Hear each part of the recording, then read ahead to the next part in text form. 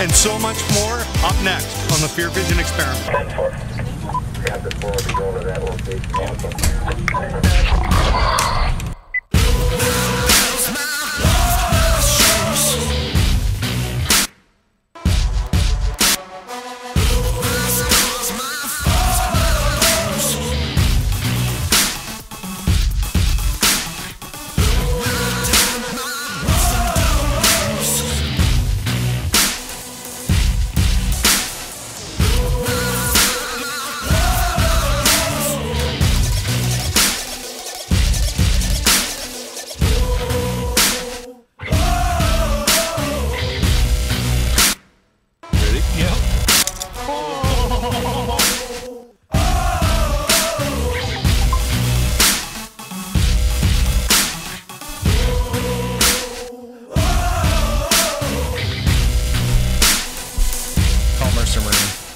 Call Mercer Marine. Hashtag Mercer Marine. What a beauty that guy is. Getting it done. Getting her done. He had a great season, eh? Yeah, he did have a super great season. His next weekend, he's doing Stony Combo. Nice. He's a hammer out there on the old Stony Combo. Over the years, he's done really, really well. I think that's his favorite event of the year. Yeah? Yeah, Does he weigh any walleye, or is it all bass? I think he used to do a couple walleye, but I think now it's with the slot size. It's just not worth it. It's not worth it. Way to go. Man, I wonder when the last time somebody won with a walleye in their bag. It's a 6 fish limit too, isn't it? I'm not sure. I think it is. I've never fished that. I've never fished it either. That was totally a guess. I was asked to fish it. Really? With who? Yeah. Somebody was looking for a partner. Really? Yeah. They got that desperate, eh? I guess. Yeah. I was probably his first choice. Probably. He watches the videos. He knows. Oh, yeah. He's seen the walleye videos, eh? Oh, things not to ask Mark Hunter to do. Anyway, ladies and gentlemen, sorry we didn't have our 5-minute intro tonight.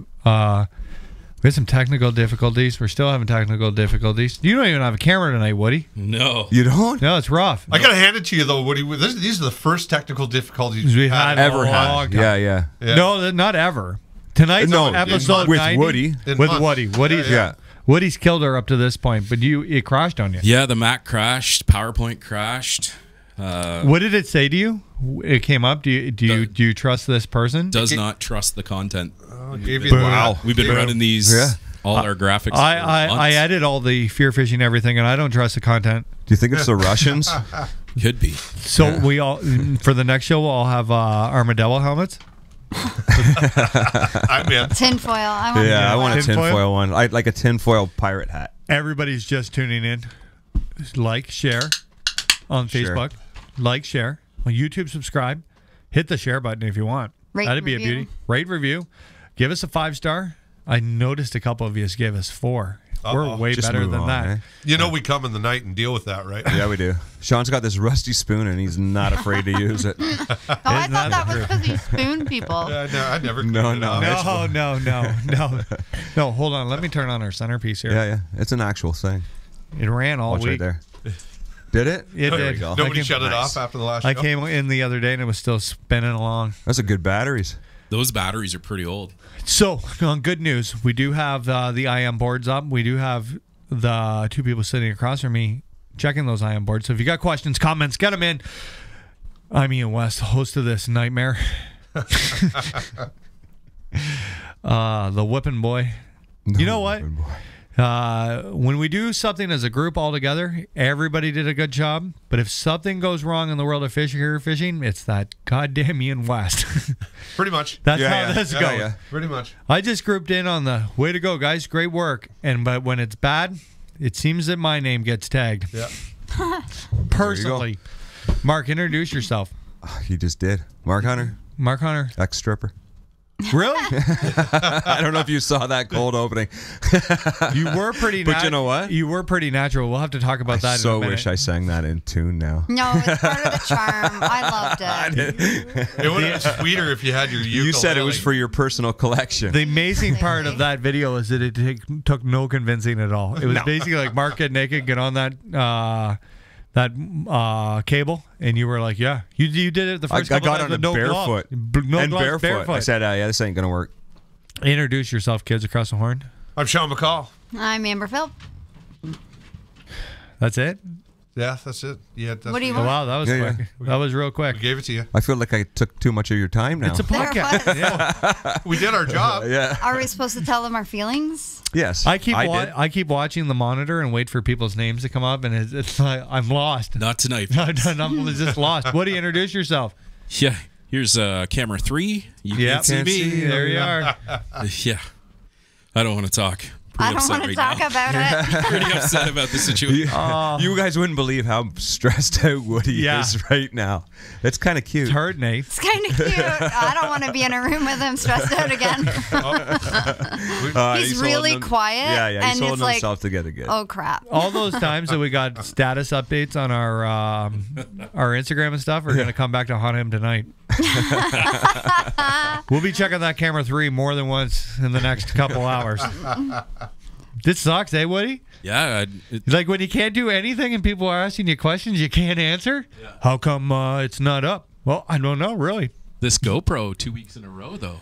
Yeah, Really, huh? I don't know what's up with that. Maybe we'll talk to the Garmin people and they'll get us one of their cameras. Yeah. I'm going to spend the night working on it. Yeah, if it comes back, making a comeback. Oh, this That is gonna thing's be a so- bugger. We can use this forever, eh? What's that?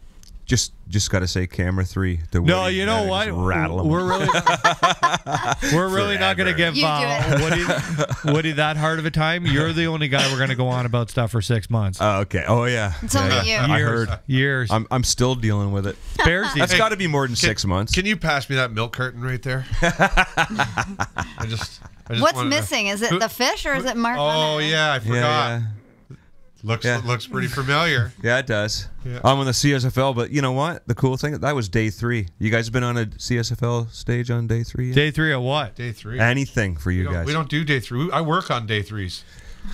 The budget is wait a limited, second. and they What? only have enough gas for Whoa, 2 whoa, days whoa, of whoa. fishing.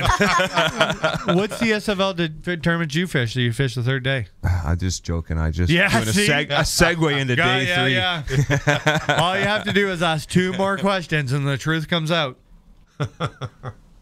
That is delicious. Are you guys ready? Do we have any questions or comments? Yeah, we do. Yeah, let's start it off with. I love questions and comment time. Fishing frames. Pardon? What is it? Fishing frames. Good name. Good name. I like that. Does the town of Port Hope, both residents and businesses, really like the circus when the salmon come to town? By the way, he loves the opening, and it's been a while since he's checked in, and it doesn't freeze up. Yeah. Thumbs up. That's because we have a Woody. It has, yeah. God. G-rated. Things Yeah, we yeah. did know G-rated. we're going to come. So we can start on that. Salmon on the Ganaraska has started. We actually, the 3 of us went fishing. Yeah, we did. I caught a salmon. You guys hooked a couple salmon. Yeah, had some chances. Couldn't do it. We went early season. It was just getting warmed up. It was my first time ever float fishing for salmon. Yeah, It was me pretty too. cool. What Me did you too. think of float fishing? What do I think about it? Yeah. I think about it's, well, I don't want to offend anybody. You're I'll going to start with offend that. everyone now. So start with that we because, did like you skein know, fishing it in the really, slow water, it's all deep about, water. It's all about that fight, right? Waiting for a fish to hit, like standing there watching a float for hours on end. If the fishing's not hot, I would find it extremely excruciating. Yeah. But when there wasn't, I think 5 minutes wouldn't go by where somebody in that stretch wasn't hooked up and fighting a monster. So we did like scheme fishing, deep water, slow float fishing, where your scheme is about 2.5, 3 feet off bottom. Like they're pounding baits. It is very slow. It's a lot like deer hunting when nothing's going on and you're staring at blue jays. It's a totally different bite too. It's not like Yeah, it's weird, eh? yeah. Do you know what would have The been thing better? I if really the like- float wasn't in the sun the whole. You know what I mean? That was a pain in the butt. The thing I like about float fishing versus salmon and steelhead is like the social aspect, right? You don't have to be quiet. You don't really have to watch your float because you can obviously feel that 25-pound fish when he really drills it. And even like growing up, my big thing was like you went down there and you knew everybody and you could chat while you were fishing. Like it's more of a social game than it is anything else. But you can tell the guys that are down there every day. Oh, when you're yeah. down. We ran into that one guy you knew, and he was down there. That was his 12th hour. Like this guy. Oh, was yeah, He was serious. Yeah. I can't think of his name, but I know who you're talking about. He was there all day long. Yeah. And like, so it's more of like a social thing. Like when I used to go all the time, I knew everybody would be there Saturday morning. When I was a teenager, I knew everybody from, the 15-year-old kid my age to the 85-year-old guy who'd been doing it since the day they stocked their rainbows. I knew everybody. I got a question for you then. How long does that bite typically last for? Like, how long are people down there stacked up like they are right now? The bite is going, like that float fishing bite is going good right now. The lake fishing bite, I would assume, is going to start slowing down dramatically because there's thousands of them in the river. Hey, Woody? Oh, yeah. Like thousands. And way more since we went. We went tonight to film the cold opening. Yeah. And there is thousands of fish. Like, unbelievable. There's been more and more salmon every year for my entire life since they started. So typically, how long does that run? You'll be able to catch salmon in the river, up the river till September 30th when it closes. October 1st, they're going to close it to the bridge right below Peter Street. I don't want to get this wrong. It's the CPR tracks. It's the second bridge for the first closing. There'll be salmon kicking around down where we were fishing till mid-October. There won't be hundreds of them or anything like that, but the rainbows are going to start coming in as soon as it cools off. So the float fishing really goes until next May. It'll freeze up, and there'll be a couple weeks where you can't fish, but there's something to catch in the mouth of the Ganaraska River from now till next May. Salmon, mid-October. Super hot bite.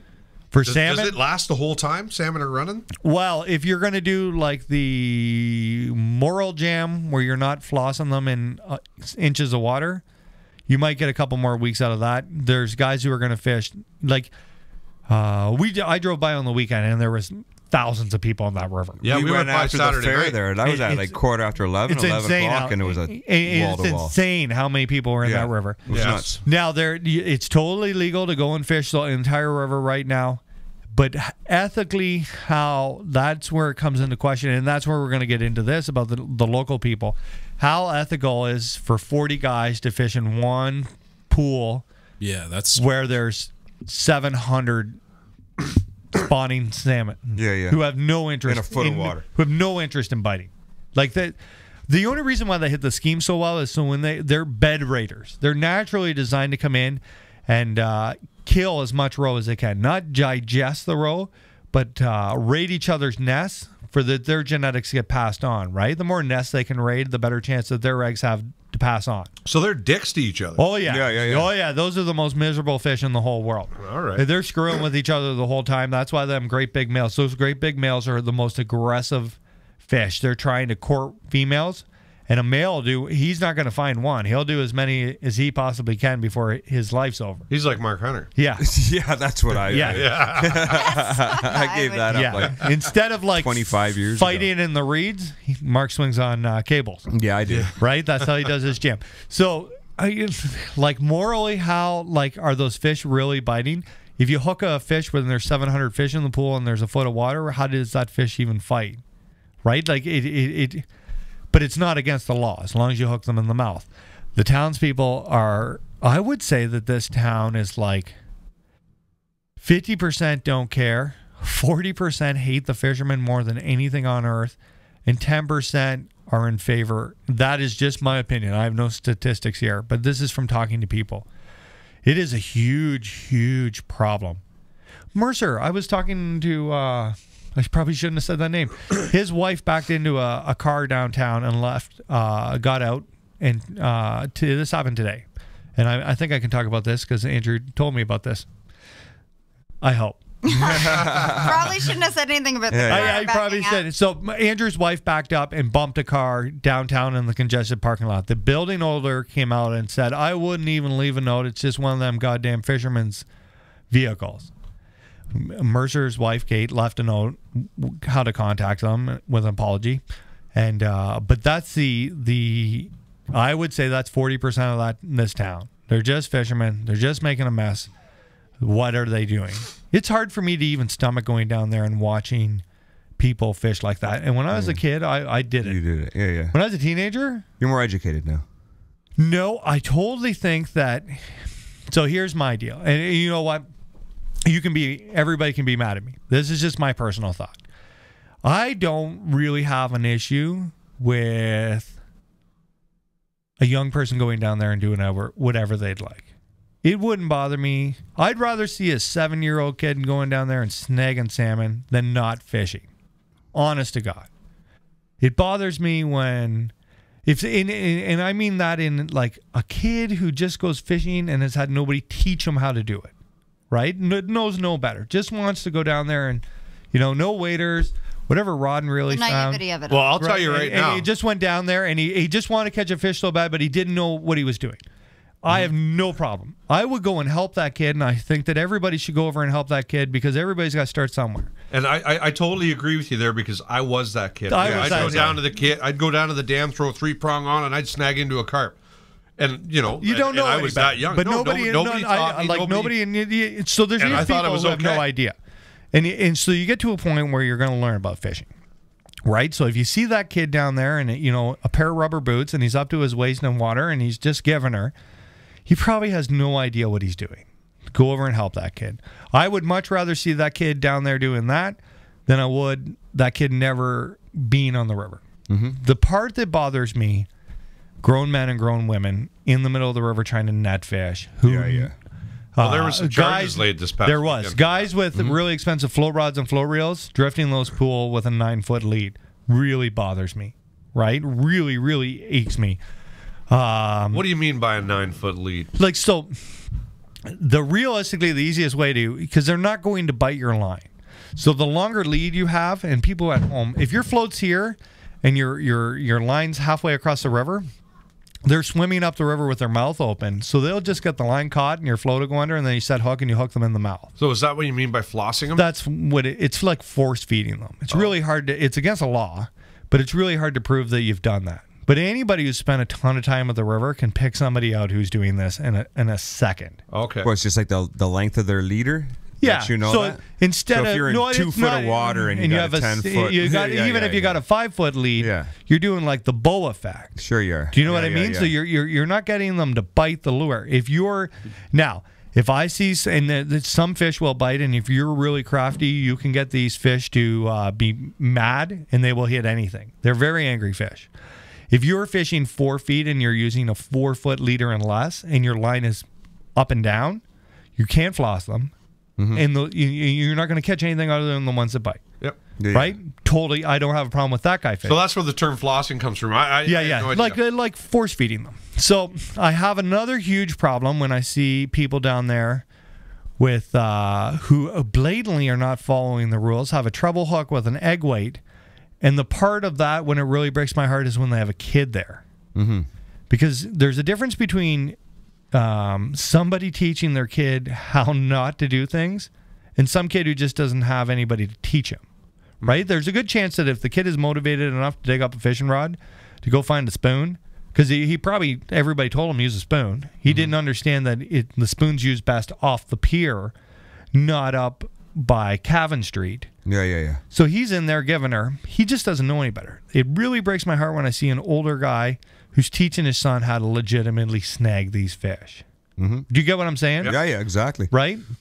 That really, really upsets me. So I try not to go past the Peter Street Bridge ever to watch what is going on with the salmon because it's heartbreaking. I don't know why we don't treat those fish better. They're a huge resource to our town. Sure they are. And the economical impact for this town from the anglers. Yeah, not even from the anglers. It's the Asian tourists from the city. They come in coach buses to watch the salmon jump over the river. Really, huh? On like a Saturday, there could be 8 or 10 buses, legitimately buses, with hundreds and hundreds of people watching the salmon jump. Should set up like a little It's good for our town, store. right? It's good. It's really good for our town. Yeah. It really, really, really upsets me how those salmon are treated, right? Gutting fish. And so the salmon are all going to die. Everybody knows this. When you find a salmon and he died, he feeds turkey vultures, raccoons, coyotes. Everything on the planet is going to eat these things up, right? Not me. No, not me or my children. The Just problem putting that out there. And the river is going to be very fertile. So when all these eggs hatch, there's all kinds of dead salmon on the bottom for these fried eat. The problem that I have is when you see a fish with its guts cut open and they just took the roe. Yeah. The real problem with the town is when they find them in the dumpsters behind the Ganaraska Hotel or downtown by your salon, or the buses are just covered in them, right? And people are just. So that's my thought. 50% of this town doesn't care; it doesn't affect them. It's 40% hate the fishermen, and 10% of them are for the fishermen and finding better ways to do this. You're right; they're charging people. The Port Hope Police again are at it. I did read in the paper that some people are summoned to court. I read that there was a lady that was charged with snagging. For fishing in the sanctuary. Yep.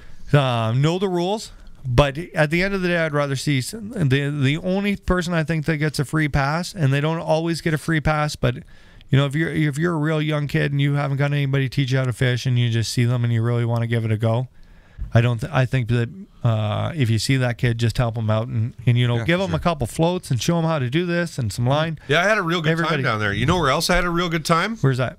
The Classic. Yeah. Well, Fishing Frames, I just wanted to congratulate you because you just received the longest answer to a question in webcast history. It was on. Tell him what he's won, Mark. It was on our list of things to talk about because go over here and Mark will floss you. Yeah, I will. It's a big deal. So here's the other thing. My question to everybody out there listening: since the Ganaraska and Port Hope, the town of Port Hope, have really been in the forefront of paying the local police to press charges. They put a curfew from 8 p.m. to 6 a.m., I believe, from the Peter Street Bridge. No more night fishing? Forward. Yeah. How's that affecting the other rivers? Is it worse at the other rivers? I haven't seen more cars at mine. No? No. Just the same old. I'm shocked how many people were down there on the weekend. Yeah. Thousands. I haven't been down to the creek, but I haven't seen like they park at the end of my street sometimes, right? Yep. Because they can just walk down. I get how people get excited for them to come because they're huge. It's real easy to get your personal best fish at the Ganaraska. Oh, sure it is. Yeah. Especially this time of year. Just do it legally and be jujubes. And be mindful. There should be, and this I'm going to leave this with this because I'm very judgmental on what I think salmon etiquette should be. If you walk into a pool and there's some salmon in there, they're not piled on top of each other because they come in groups. Some groups may have 20 fish, some groups may have 200 fish, and they'll travel all together up the river. Pick and choose. You should be morally concerned of, A, is there a fish? Is there really room for this fish to bite and fight in this pool? And if you're like, man, there's really, if it's like shooting fish in a barrel, you need to have that, I'm going to move on. I'm going to go find a nice pool with some fewer fish that I may actually have a chance of getting.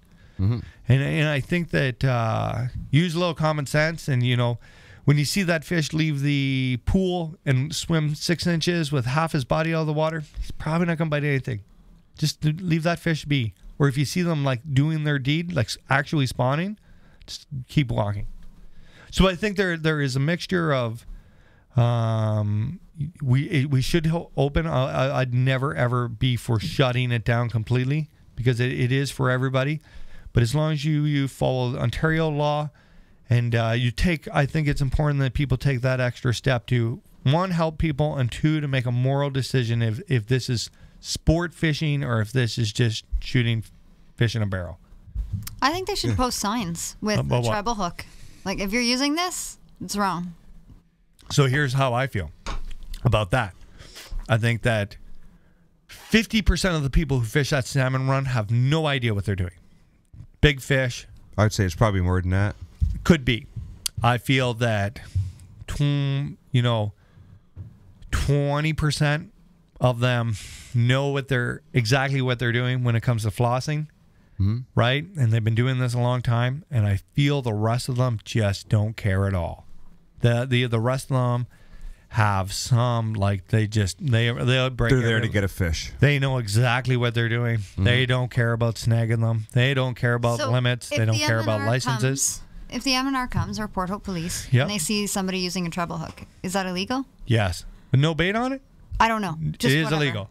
Even if there was bait what's it like? So then you get into the gray area. So just ban treble hooks for trout fishing. Or No, you can't do that river because fishing. spoons have them on them. yeah. J13s have them on them. You have to be like caught in the act, right?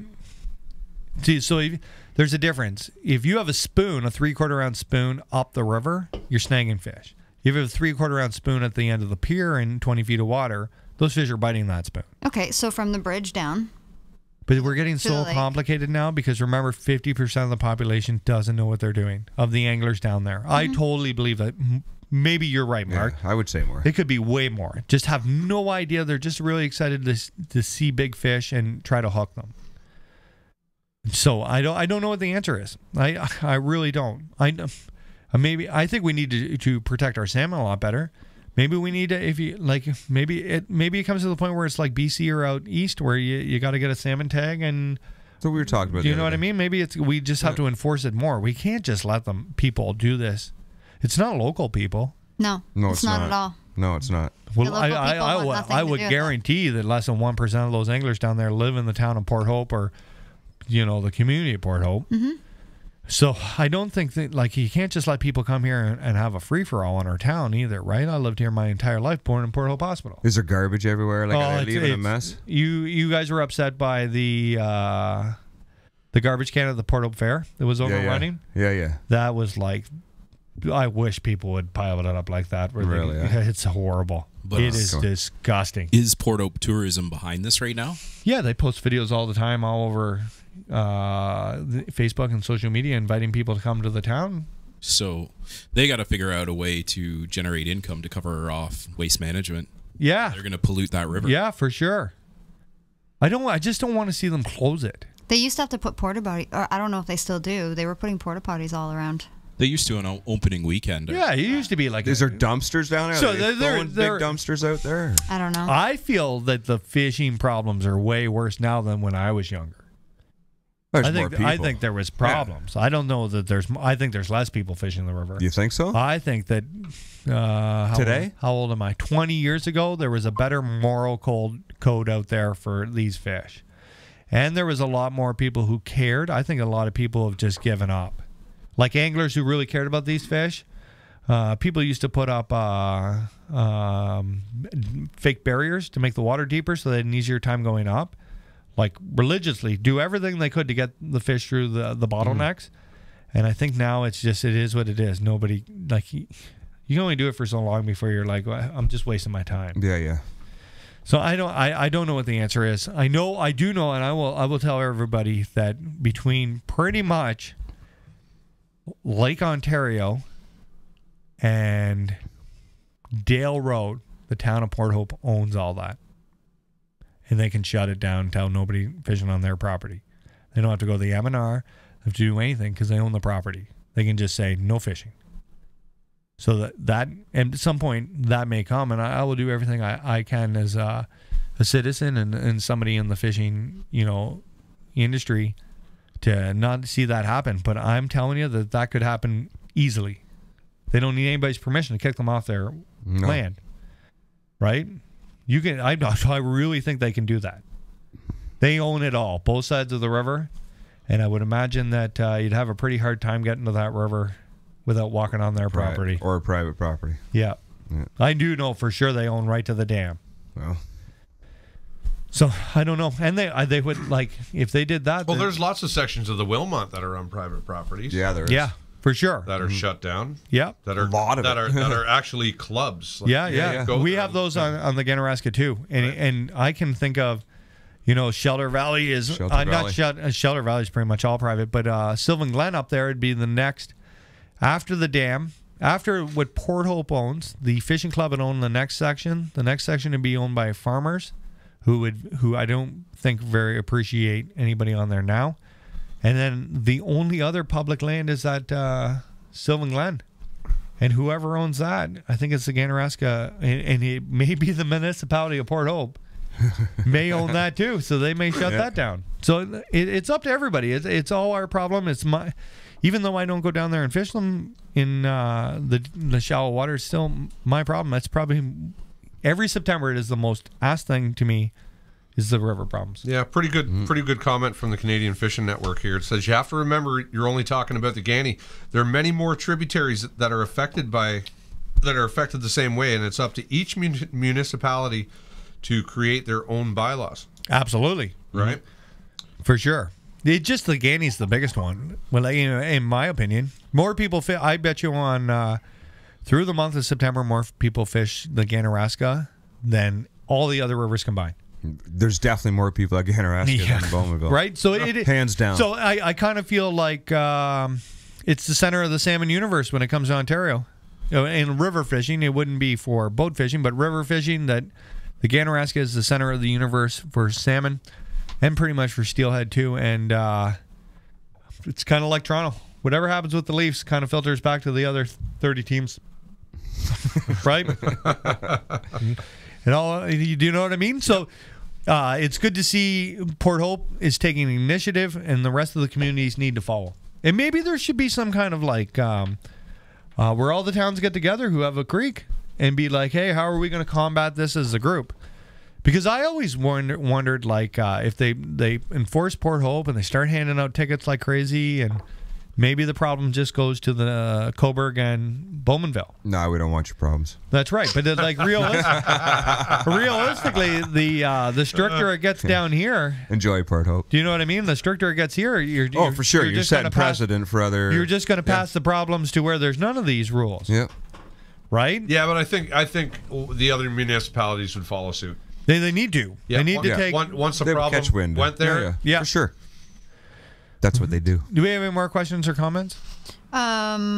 Peter G says, "Hey everybody, these guys have the best fishing show out there." Oh, thank you. Thanks. Thanks, Peachy. Eat that, Ike Live. Yeah. No, I'm kidding. They're good dudes. Ethan Connors wants to know if you'd ever want to do an episode fishing browns and cohos. Yeah, sure. In BC. Yeah. And True North Angler wants... Down to the sanctuary? No. True North Angler wants to know how come you haven't fished salmon out of your boat so far. All right. Well, we wanted to. We did go, Mark and I. We did, yeah. But we went real early when the water was too warm. We're trying to get out there. So I don't think people understand how busy it is sometimes here. Salmon, I really want to go out in the boat. I really want to do that. I want the three of us. We're trying to work on an extra project that is not getting the attention it needs to get because everybody's so busy. This OBN thing is taking up so much time. Yeah. It's a terrible time of year with classics. It's just, yeah. Classic. Then you what do you mean classic? Like how do you get in that? The August and then the 1st of September. How do you get into that? That's funny. But like that last week of August is always a CSFL tournament, and then it's just busy. This is a horrible time of year to try to do anything.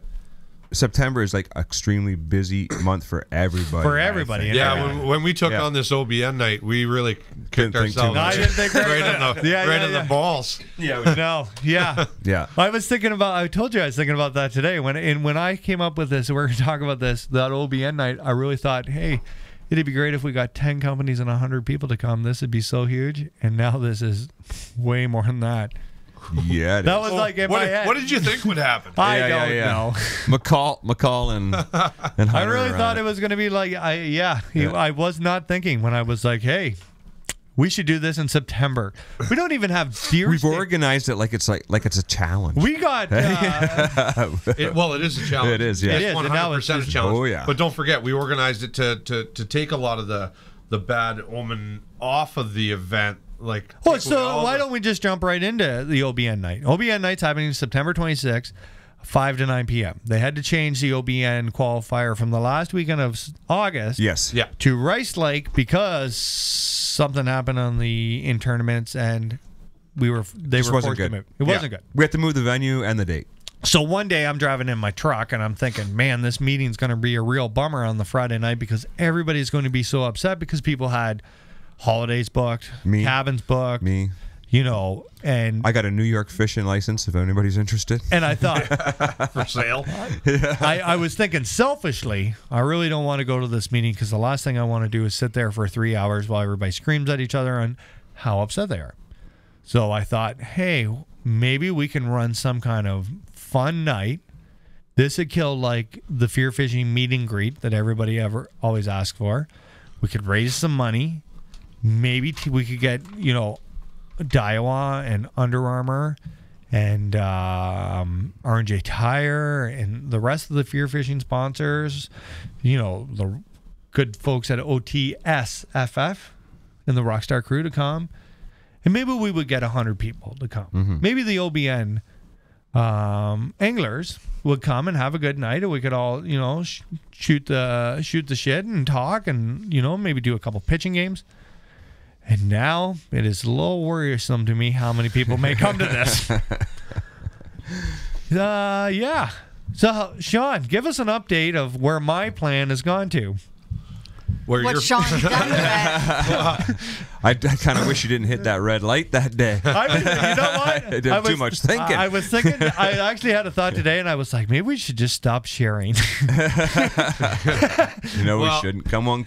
No, yes. We've got a lot of friends throughout the industry, and sponsored by them or not sponsored by them, we still have a lot of friends. We know a lot of people that deal with all kinds of different brands, and we went ahead and we reached out to everybody we possibly could. Yes. And we, out of everybody we possibly could have reached out to, we only got one no. We got one no, and we got one hasn't answered us back yet. Yeah. But I'm pretty sure they were going to be in. Right. So everybody was super excited. Once we laid out the night, told them what we wanted to do. Like we're going to try to give away a truck that night, man. Yeah, we are. Right. Like we've got Kerry Miller and Roy Nichols and Kyle Carruthers from the Peterborough Fishing Show and Tackle Swap. They've been huge. Yeah, huge. It's been a big, crazy this couple is going to weeks. be one of the biggest draws for this event is somebody's going to try to come and win a truck in a casting competition. Yes. Right? Which we're going to run from 5 till 7:30. Yeah. Right? Because we're anticipating that we're going to have cast-offs. Right? We're making time. Yes. Right. We're making time for tiebreakers. So we've got those guys bringing us that. We've got we've come out with a pitching and flipping competition that we're going to have 10 casting lanes, and it's going to score like a game of golf. Mm-hmm. Right. You're going to walk up and you're going to have a maximum of 10 pitches or flips to try and get it into the hole. And you're going to go through 10, so it's going to score out of 100. Right. Your max score is 100. So out of that, we're going to have 3 big donations made from East Hill Outdoors, right? First, second, and third. You're also going to have a CSFL medal. On the back of it's going to be engraved #OBN night, and that's the hashtag for the night, yep. Right? Yeah. We're going to have a media wall with all of the different sponsors that have come together and reached out and said, hey, we are into this. We're going to put all of their logos on a media wall with #OBN night on the top of it. We're going to have it displayed where everybody can go and get their pictures taken, post their pictures. Everybody that wins a prize or bids on a prize and wins that bid or is given a prize has to go over to that media wall and have their photo taken by us, because it's very important that we show all the people that came together where all this good stuff went. We've got the guys from Heavy Rescue 401, Billy Wright and his father are going to come. They're going to bring a 65-ton rotator to the event, and they're going to pick up the Fear Fishing truck up in the air. So when you're driving down the 115, you look for the Fear Fishing truck in the air. You look underneath that Fear Fishing truck. Off that Fear Fishing truck's going to be a sign that says OBN night with an arrow pointing into the parking lot, open to public. So everybody's welcome at this. Do we get to keep the OBN night sign? For in here? Yeah. Okay, good. Yeah, well, I've been collecting souvenirs. Saves me painting that wall. Yeah. You guys aren't going to believe. So we're talking to souvenirs, and when we have the 5-minute break, I have a souvenir in the box of my truck. Which should be soon because I got to pee. Yeah. Well, I'm not done. Yeah, we know you're not done, Sean. That reminded me of a souvenir I have in my truck for the room. Yeah, nice. Yeah, we've got cool. Andy Pilata coming from the CSFL. He's going to drag down the live release boat. Yep. We're going to use the live release boat as our stage, and around the live release boat, we're going to set up all our prize tables where you can go and you put your raffle tickets in for what you want. Whatever prize you want. Yeah. Whatever prizes you want. It's going to be all set up. Raffle tickets are going to go. Raffle tickets are going to go 10 for $20, and the first 30 people that buy 2 strips of tickets, Under Armour has given us free shirts to give to those people. Yes. Sweet. Right? So there's a little incentive to buy a couple. That's a great deal. Yep. We've got the an Under Armour t-shirt's got to be $40 retail. Yeah, I would think so. So you're getting the tickets for free. Basically, sure you are. Yeah. basically. First 30, so get there early. No, you're getting all your tickets for free if you buy 2 strips. Yeah, Yeah. right. Buying a shirt, right? It's on Under Armour. We've got the juniors and the high school team. They're coming in, the Bass Nation high school team. Yep. The juniors. They're going to come in with their parents, and they're all going to run a charity barbecue. So if you're coming to the event, Don't eat. skip your dinner. Yep. Because we're going to have burgers and dogs. I'm sure they're doing combos, right? Yep. So come there. We're going to have tables and chairs for 80 people to sit down and enjoy a meal at once. Yep. Right? So don't worry about standing and eating your food. You're going to be able to sit down and... How many companies were just a hair under 60 for the raffle table? Yeah. We're a hair under 60 different brands, and we've got personal anglers that are also donating. Yes. People that have reached out to us and said, "Hey, I got something for you guys." So it's not going to be like 8 raffle prizes. There's gonna be no. We're stuff, we're right? talking thousands and thousands, Tens of thousands of dollars worth of stuff, I would think. I don't know. Yeah. There's a Think lot. about There's it. a There's over $10,000. Yeah. For sure. Yeah. For sure. There's a lot of money going to be there, right? Yeah. I cannot believe the response we've got from all Everybody's these been different companies. So supportive of the idea. Yep. Like super stoked to come and super stoked to be there. It's going to be an amazing night. I'm excited. Yeah. It's going to be awesome. We've got a 50-50 that you've never played in your entire life. It's going to be amazing. Oh, yeah. It's Are you going to gonna- be We fun. played it. Are you Yeah. going We to talk built about it and it? played Yeah, we built casting decks, right? The Daiwa casting decks, because we did a Daiwa night. Yeah. There was a casting deck that was there for this, and we used that casting deck to pitch for prizes. Well, we built another casting deck, and we built a 50-50, and so the casting decks are going to be nose to nose, pointing at each other. The 50-50 will be in the middle, and it's got holes on each side. And there's a 500 slot at the top, a 200, and a 100. And I tell you, it looks easy. It's not. It looks easy. It's not easy. It ain't easy. So, no. So, and Mark, what's the name of this 50-50?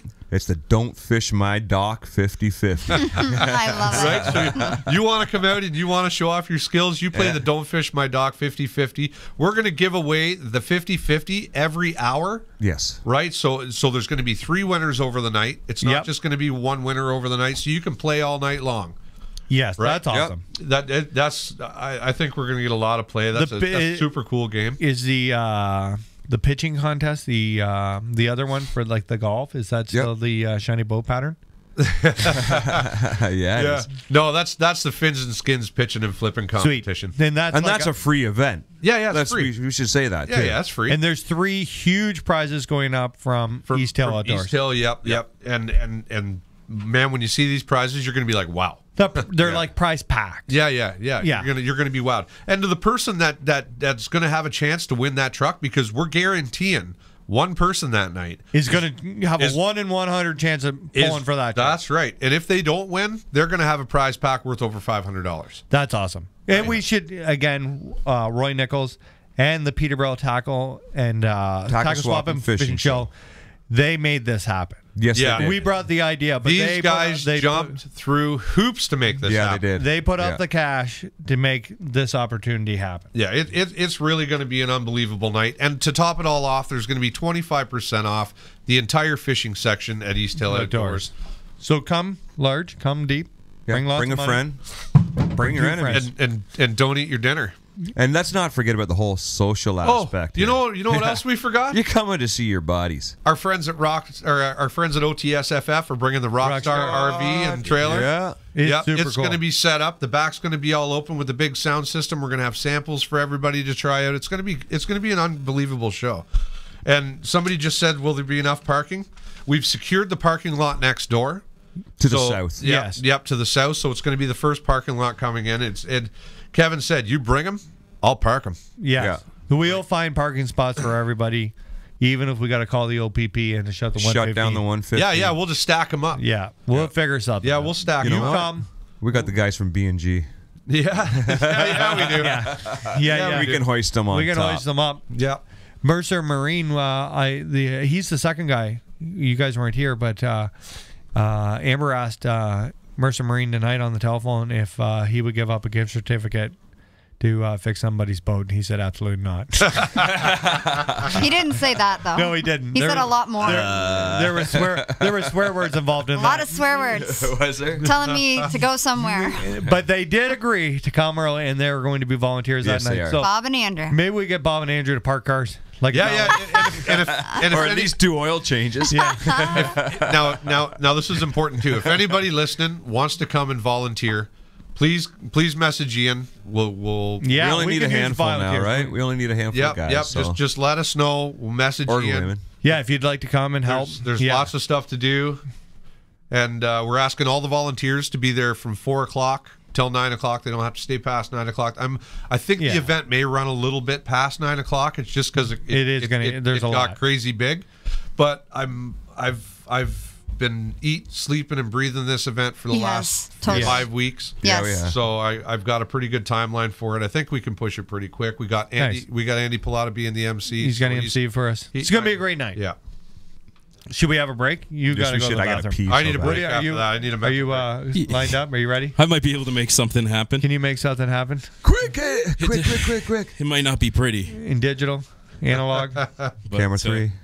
Camera 3. Yeah, let's roll to camera 3. There's no camera 3, guys. And when we get back, That would be a break. we're going to answer everybody's questions, everything. Well, yeah, find out about...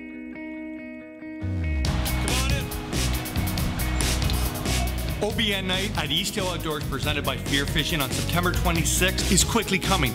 We want to tell you all about the great night we're going to have, including 25% off my favorite fishing and outdoor gear and other items from the leaders in the industry in the entire East Hill fishing section. Come on, guys, there's more. Everybody's been asking us how we're going to turn this parking lot into a night of fishing fun. Well, come on, I'm going to show you. Over here, we're going to have our media wall with the hashtag OBN night. Our good friends at OTSFF Rockstar Group are bringing the Rockstar RV and trailer. It's going to be set up here, and everybody heard we're going to try and give away a truck that night. Well, this is where it's going to be, the ultimate payout casting competition. And you got to see what the guys from B&G Towing are going to come and do. They're going to bring their 65-ton rotator and boost the Fear Fishing truck way up in the air. And this is where the charity barbecue is going to take place for the OBN junior and high school team. Out here, we're going to have 2 raised platforms where you're pitching at a 50-50. Right here is going to be our pitching and flipping contest. We're going to have 10 casting lanes set up, and you're not going to believe what we got for first, second, and third place prizes. And this is the meat and potato spot. We're going to have the CSFL live release boat set up here with all the raffle tables set up all the way around with all the amazing donations made by almost 60 different companies. Hey, get in here. Don't forget, Thursday, September 26th, 5 to 9, OBN night right here at East Hill. We're open to the general public. I suggest you get here early because we're expecting some big lineups. We only got the casting competition going from 5 to 7:30. Someone's got a chance to win a brand new 2019 Silverado. Come on.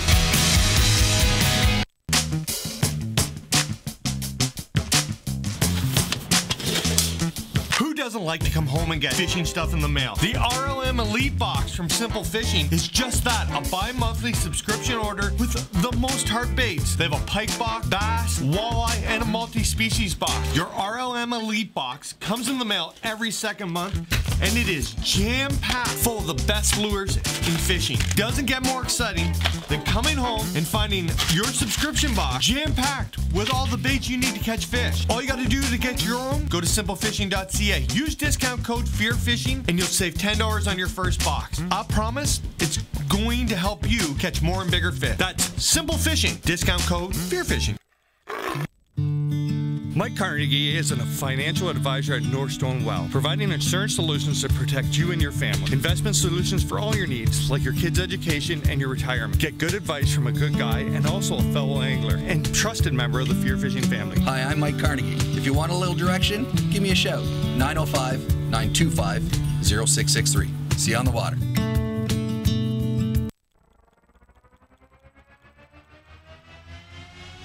We're here at Roy Nichols Chevrolet, the home of the True Bass Edition Silverado. Kerry Miller from Roy Nichols, Kyle Crothers from the Peterborough Tackle Swap and Fishing Show, and we got some great, exciting news to tell you about. So I guess you're wondering how you're going to take this truck home. Everyone's going to have a chance if they come down to East Hill Outdoors for the OBN night, where hopefully somebody's going to have a chance to drive home in this bad boy. The ultimate payout casting competition is going to work like this. So they have a qualifying round of casting, and each person, you're going to have one person at the end of the qualifying has a chance to draw one envelope out of 100 envelopes, and that one envelope hopefully is the winning envelope, and that person goes home with a brand new 2019 Silverado. Make sure you race on down to East Hill Outdoors September 26th, 5 to 9 p.m. Make sure you come early because we're going to run the contest from 5 to 7:30. We're out of here.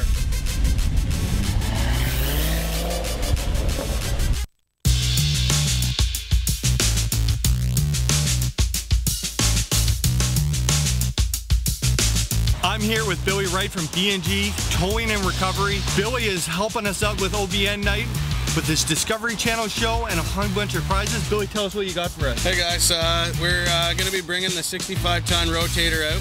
We're going to lift Ian's truck up in the air, get a nice show going for you. We're going to have a big prize table set up. We're going to have a bunch of stuff for the kids, a bunch of posters for the 401 Heavy Rescue Show. We'll have a couple guys there doing autographs for you and stuff. Tons of prizes. And don't forget, Thursday, September 26th, 5 to 9 at East Hill, we got the OBN night. Brought to you by your friends at FearFishing. Get there early because you don't want to miss out on any of those prizes. Mark, get back here with my truck. I got to make a recovery. Came in like a wrecking ball.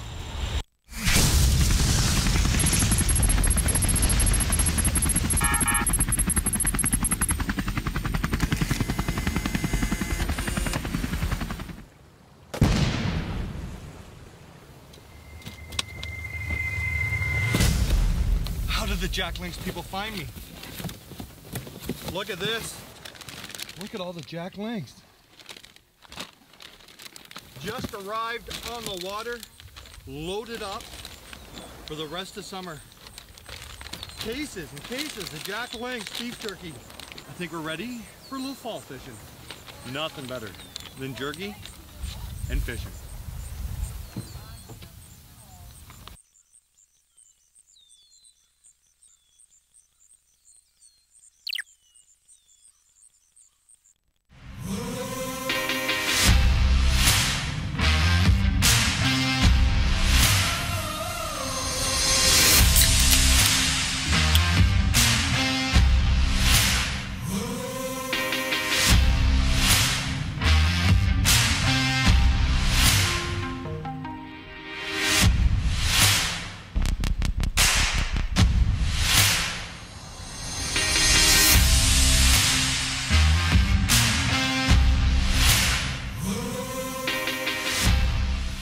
September 15th, 2019.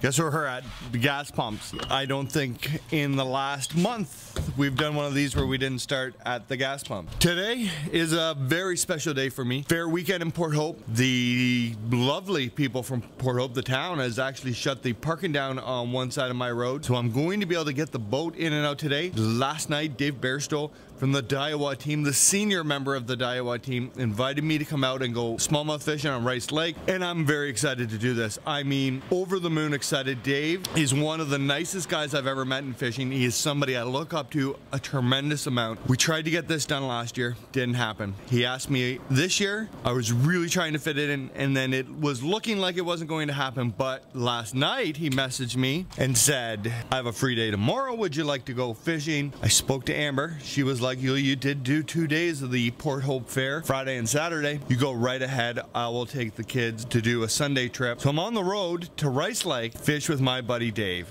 and I am over the moon excited about this. It's not very often in my bass career that I've fished with somebody who's bass fished longer than me or knows more about bass fishing than I do.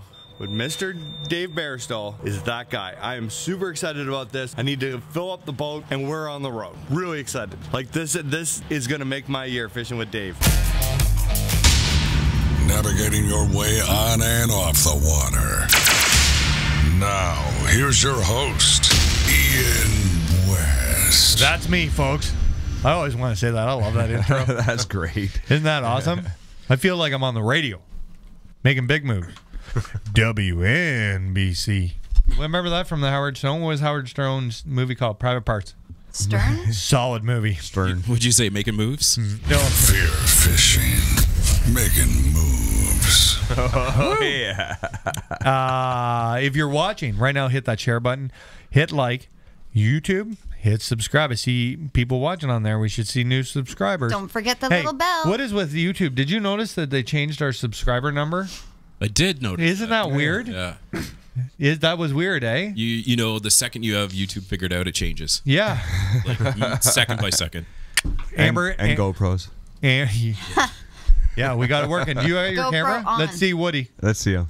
Yeah, still no Woody. No? Oh. He was back for a minute. He got camera 3. Amber, you said you have a ton of questions. I do. Let's fire through them. Rapid fire. Okay. The first question I want to address, though, is can you bring your own fishing rods to OBN night? I think that's a very important one. Oh, absolutely. Absolutely. If you want to bring your own rod, you're more than welcome to bring your own rod and take part in all the contests with your own rod. No hook. No hooks. Absolutely. No hooks. Yeah. That's in the disclaimer. Yeah. But yeah, I believe for the truck casting, there's going to be like a lure you got to use. Yeah. They're gonna have a left-handed and a right-handed. They're already set up. Yeah, it's going to be Yeah, you have to use those rods for that. Yeah, right? for that. Yeah. Fire away. Okay. Peter G wants to know if there's a possible muskie episode in the near future. Short answers. Maybe. Well, Okay. Peter G, you're a muskie guy, so I'm going to tell you right now, on that prize table will be a hose bait. Yeah, I might be. Just saying. I would be more interested in doing muskie episode if somebody who knew more about muskie fishing than me. Just throwing that out. Like if you're on some muskie and you can make this happen, you may be able to be on the show. Oh. Because I'm not going to catch a muskie Okay, if I go short muskie answer. fishing. Okay, go. Mark Tomlinson, what's your thoughts on line conditioners? Do they really work? Never used one. Just respool. Derek Garvey, do you ever chuck spoons off the pier for salmon? I used to when I was a kid, and I do it sometimes for my bass boat. It's a good way to catch salmon. And legal. Morally right. Ching! Mr. Scala, going for some pickerel this weekend on Lower Buckhorn. Any tips? Mark, hit him. You might want to try targeting walleye instead. Peckerel is not a walleye. Bottom Tip, contact. And fish the weed edges with hair I just gave jigs. somebody advice on catching walleye. Bad. Bottom contact. Don't listen to him. Yeah. Champion. Use grubs, 3-inch grubs on a 1/4 ounce head, and hair jigs. Ding. Black and silver. You'll catch them. Sorry, We need a ding, like a new ding button for the next show. Okay. Okay. Oh, you know what I do? with a tooth sparkle when he smiles. And some lower thirds. Yeah. And some lower.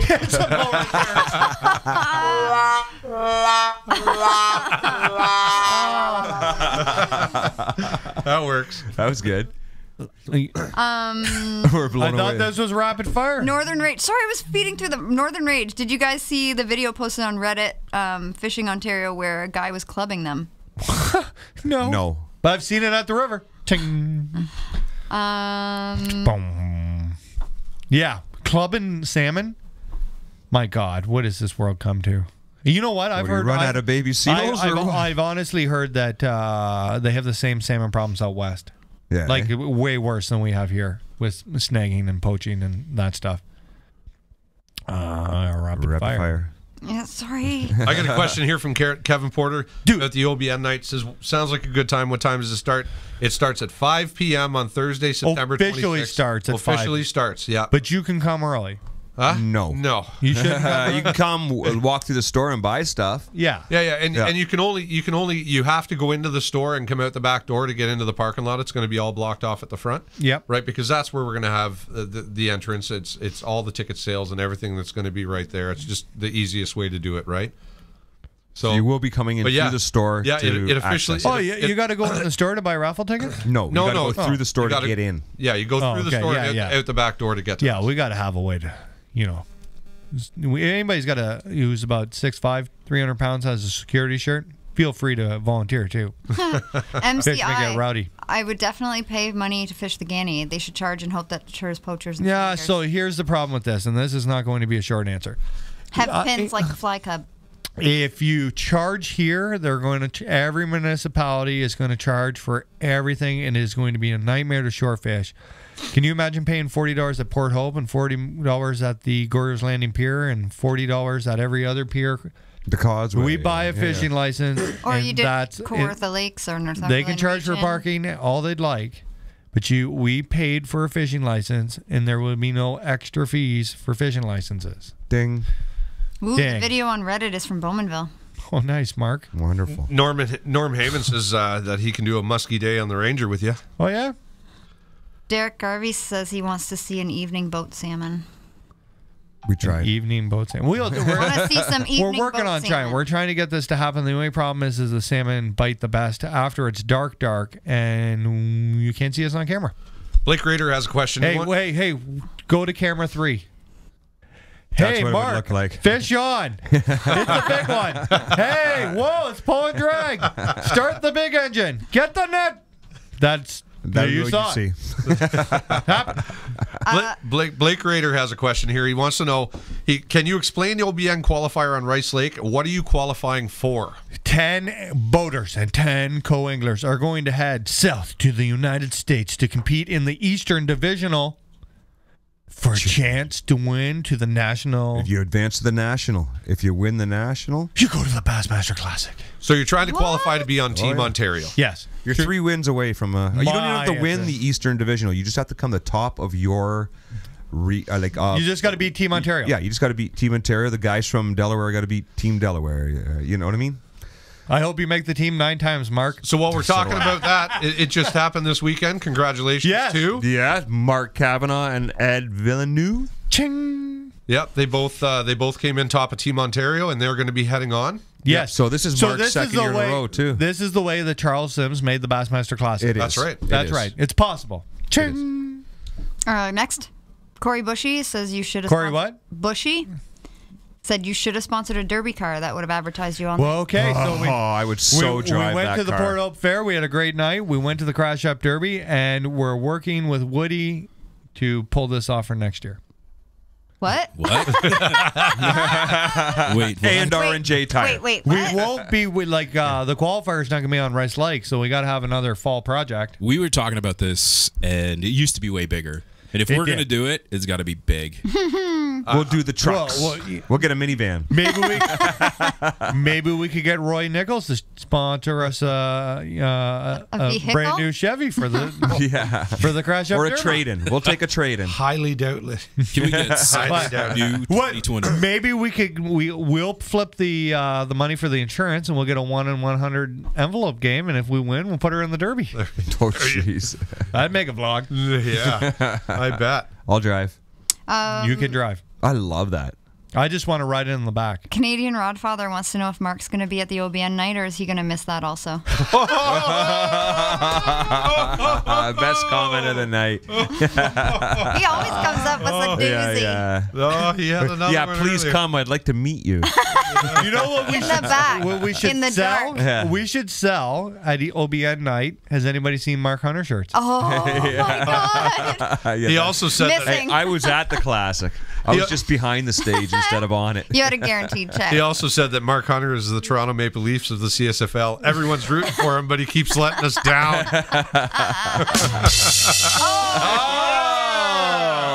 Woody's pulling him out tonight. Wow. He's going to take this next show to the next level. Yeah, that's I good. could see Woody for the next 14 days on that computer. Oh, yeah. Lower thirds, knew everything.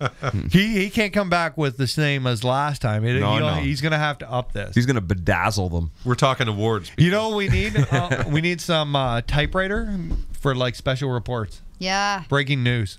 Chris White wants a picture with the battle wagon. Sure. You better bring your ladder. You know what? It'll be on display that night. Yeah. It will. Derek Garvey wants a Daiwa battle wagon. A what? Derek Garvey. We should he so we wants should go the back to Daiwa battle wagon. I was going to sell 1,000 tickets at $100 a piece for my boat. But I found out that's against the law, so I'm going to sell 1,000 T-shirts at $100 a piece. Was that what I was going to do? Yeah, something like that. It works out to be $100,000. Anyway, I'm going to sell 1,000 T-shirts And if your T-shirt number gets picked, I'll get you the boat. There you go. That's what it works out. 1,000. Each T-shirt gets a number on the tag. Yeah, because you can't. That's how I got to get rid of the boat. Having a lot. So I figured if you like, not each person can afford, $45,000 for a boat, but each person could do $100. Sure, 1,000 tickets. You got 1,000 chance to win a 2007 Stratus, a 2014 Merc. I could throw the Garmin units on it if we sold 1,000 tickets. That's a good deal, eh? Think about it. Let me know. 1,000 people inbox me for a T-shirt. That was me when I read the classic standings who qualified. No. I think that's like $10,000. What? 1,000 tickets, $100 a piece. Guys, I can't believe you guys are struggling with 100 times 1,000. It's 100,000. $100,000. It is. I got more questions. Right. So, but simple math. Yeah, you're right. Right. Wow. So that would cover the price of the boat, and we could do another season of Fear Fishing with the change. And I would still have to pay to pull off the vlog for another year. Canadian Rodfather. Yep. Says he'll arrange a silent auction or raffle for anybody traveling over winter to Costa Rica, a fishing charter. No way. Oh yeah. So Sean, would I catch something there? Probably not. Not if you got a because that should be in your flyer, man. The fishing in Costa Rica is unbelievable. Yeah, that's my dream trip. Peacock bass in Costa Rica is my dream trip. For the whole booking, a Mark with a fish. If he can catch one, anyone can. There you go. Costa Rica. It's probably worth flying me down there, Rodfather. You know what? We are auctioning off that night. We're doing a live auction. Yeah, we are. We're doing a live auction. It's going to be the big item of the night, live auction. We've had an angling package put together, 3 days, fully guided. Yep. Right? Yep. Accommodations. Yep. At the Roland Martin Marina Trailer Park. The famous. And transportation to and from the airport. Yep. Donated by Mr. Greg Roth. From Blue Water Optics, right? Good dude. So this is going to be the greatest item of the night. Who spends his winter down there, right? Yes. So he knows this lake, guy. So this is. I got to spend a week down there with him. This is awesome. And it was. Should I tell the Greg Roth story? Yes. About the jersey? Yes. So our last club event, Greg Roth is a great dude, one of the funniest men. He comes off a little grumpy sometimes, but he's a good-hearted dude. Yeah, he is. So he's going to be late for the tournament. Scotty Walton's got a fish with him. Scotty Walton, this is how good it was. About 3 minutes to 7, Scotty Walton goes, Greg Roth isn't here. Darren, I may have to fish with you. Shout out to Darren Kavanaugh, who's going to volunteer. Yep. Kavanaugh immediately says, I don't want you. Before he even had it. Before Scotty was even done. Right? Greg Roth comes in with the Ranger. Full tilt. And the monster truck? Yes. Pulls into the boat launch. He jumps out of this truck and he yells, I'm so sorry, guys. I was at church. Right? He goes through this whole spiel how he was late for the tournament because he had to stop at the church. He talked to God. And God told him he was going to be all right and he was going to catch all these fish. And he looked at me and he said, I'm going to beat you today because I'm sick of finishing second place to you. And he said, I was just about to leave and the priest came over and he holds up this jersey. And he says, the priest gave me Jesus' jersey and he's got a fishing jersey. It says Jesus on the back. I never lost my whole life. It couldn't have been better in a movie. That's awesome. Pulls up, jumps out of the truck, out comes the dog behind him, and he runs right to the end of the dock. It was beautiful. Shout out to Greg Roth. I got a pretty good comment here from Chris Rabby. He says he wants Mark to be a pallbearer at his funeral so he can let him down one more time. I hope you're coming too. Mark, you're going to have a lineup in the back parking lot. I know. That was epic. Yeah. Do you have any more questions? Yeah, I got lots. Okay, rapid fire still going. Derek Garvey, on average, how much jerky and Rockstars do you guys consume in a tournament? Mark included. I do. Rockstars. I usually do a Rockstar in the morning and a Rockstar in the afternoon, and constantly beef jerky the whole day. That's good that you need to keep your sugars level. Yeah, they make sugar free. I do one in the morning, one in the afternoon, and sometimes one on the way home. I'll have one about 11, and then I'll have the second one when I catch a limit. So that usually comes home with me, and On I use it for the Tuesday. next 11 o'clock. I'm fishing. How many you drank? Don't look at me. You're like the I'll poster have boy two. for do not. Like, Yeah. I've seen that guy drink 6 cans in a day. Where I've got off the water and tried to get him on the vlog, and he can't even talk. He wants What to pull the oh, boat good. out by hand. Yeah. Yeah, but you look what I do in the average tournament. I go and I'll help set it up. Yeah. Right? Yeah, me too. And then, I'll go help set it up. Then I'll fish. And then I'll stick around late and I'll help tear it down. Like, Same. yeah. So Yeah. Wow. these things help me rock and roll all day long, and I feel great about it. And I'm really thankful for them. Sean I'll tell McCall up out of his seat at the end of the day, pop- backflip onto the dock, Oh, yeah. cartwheels down it, does like a perfect gymnast spread. Then he rolls across the ground to the truck, picks it up, backs the boat in. And then he runs home.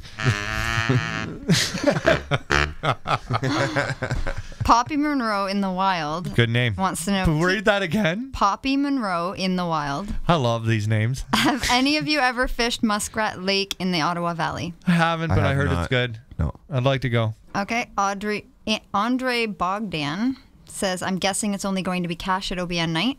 Correct. Yes. Unless you're buying something from the store at Is- your 25% off. Is then they'll have there Interact. is there a Ooh, do we- ATM? Yeah. is there an ATM? I don't No. think so. So be prepared. Maybe we could get one ordered in. Can you do that? You can. They're pretty pricey. No, that's not happening. That's not happening. Go to the bank before you get there. Here, hit sound effect. Yeah, for broke. this whole event's about making money for the OBN. Not spending it. Do we have a broke sound? I don't know.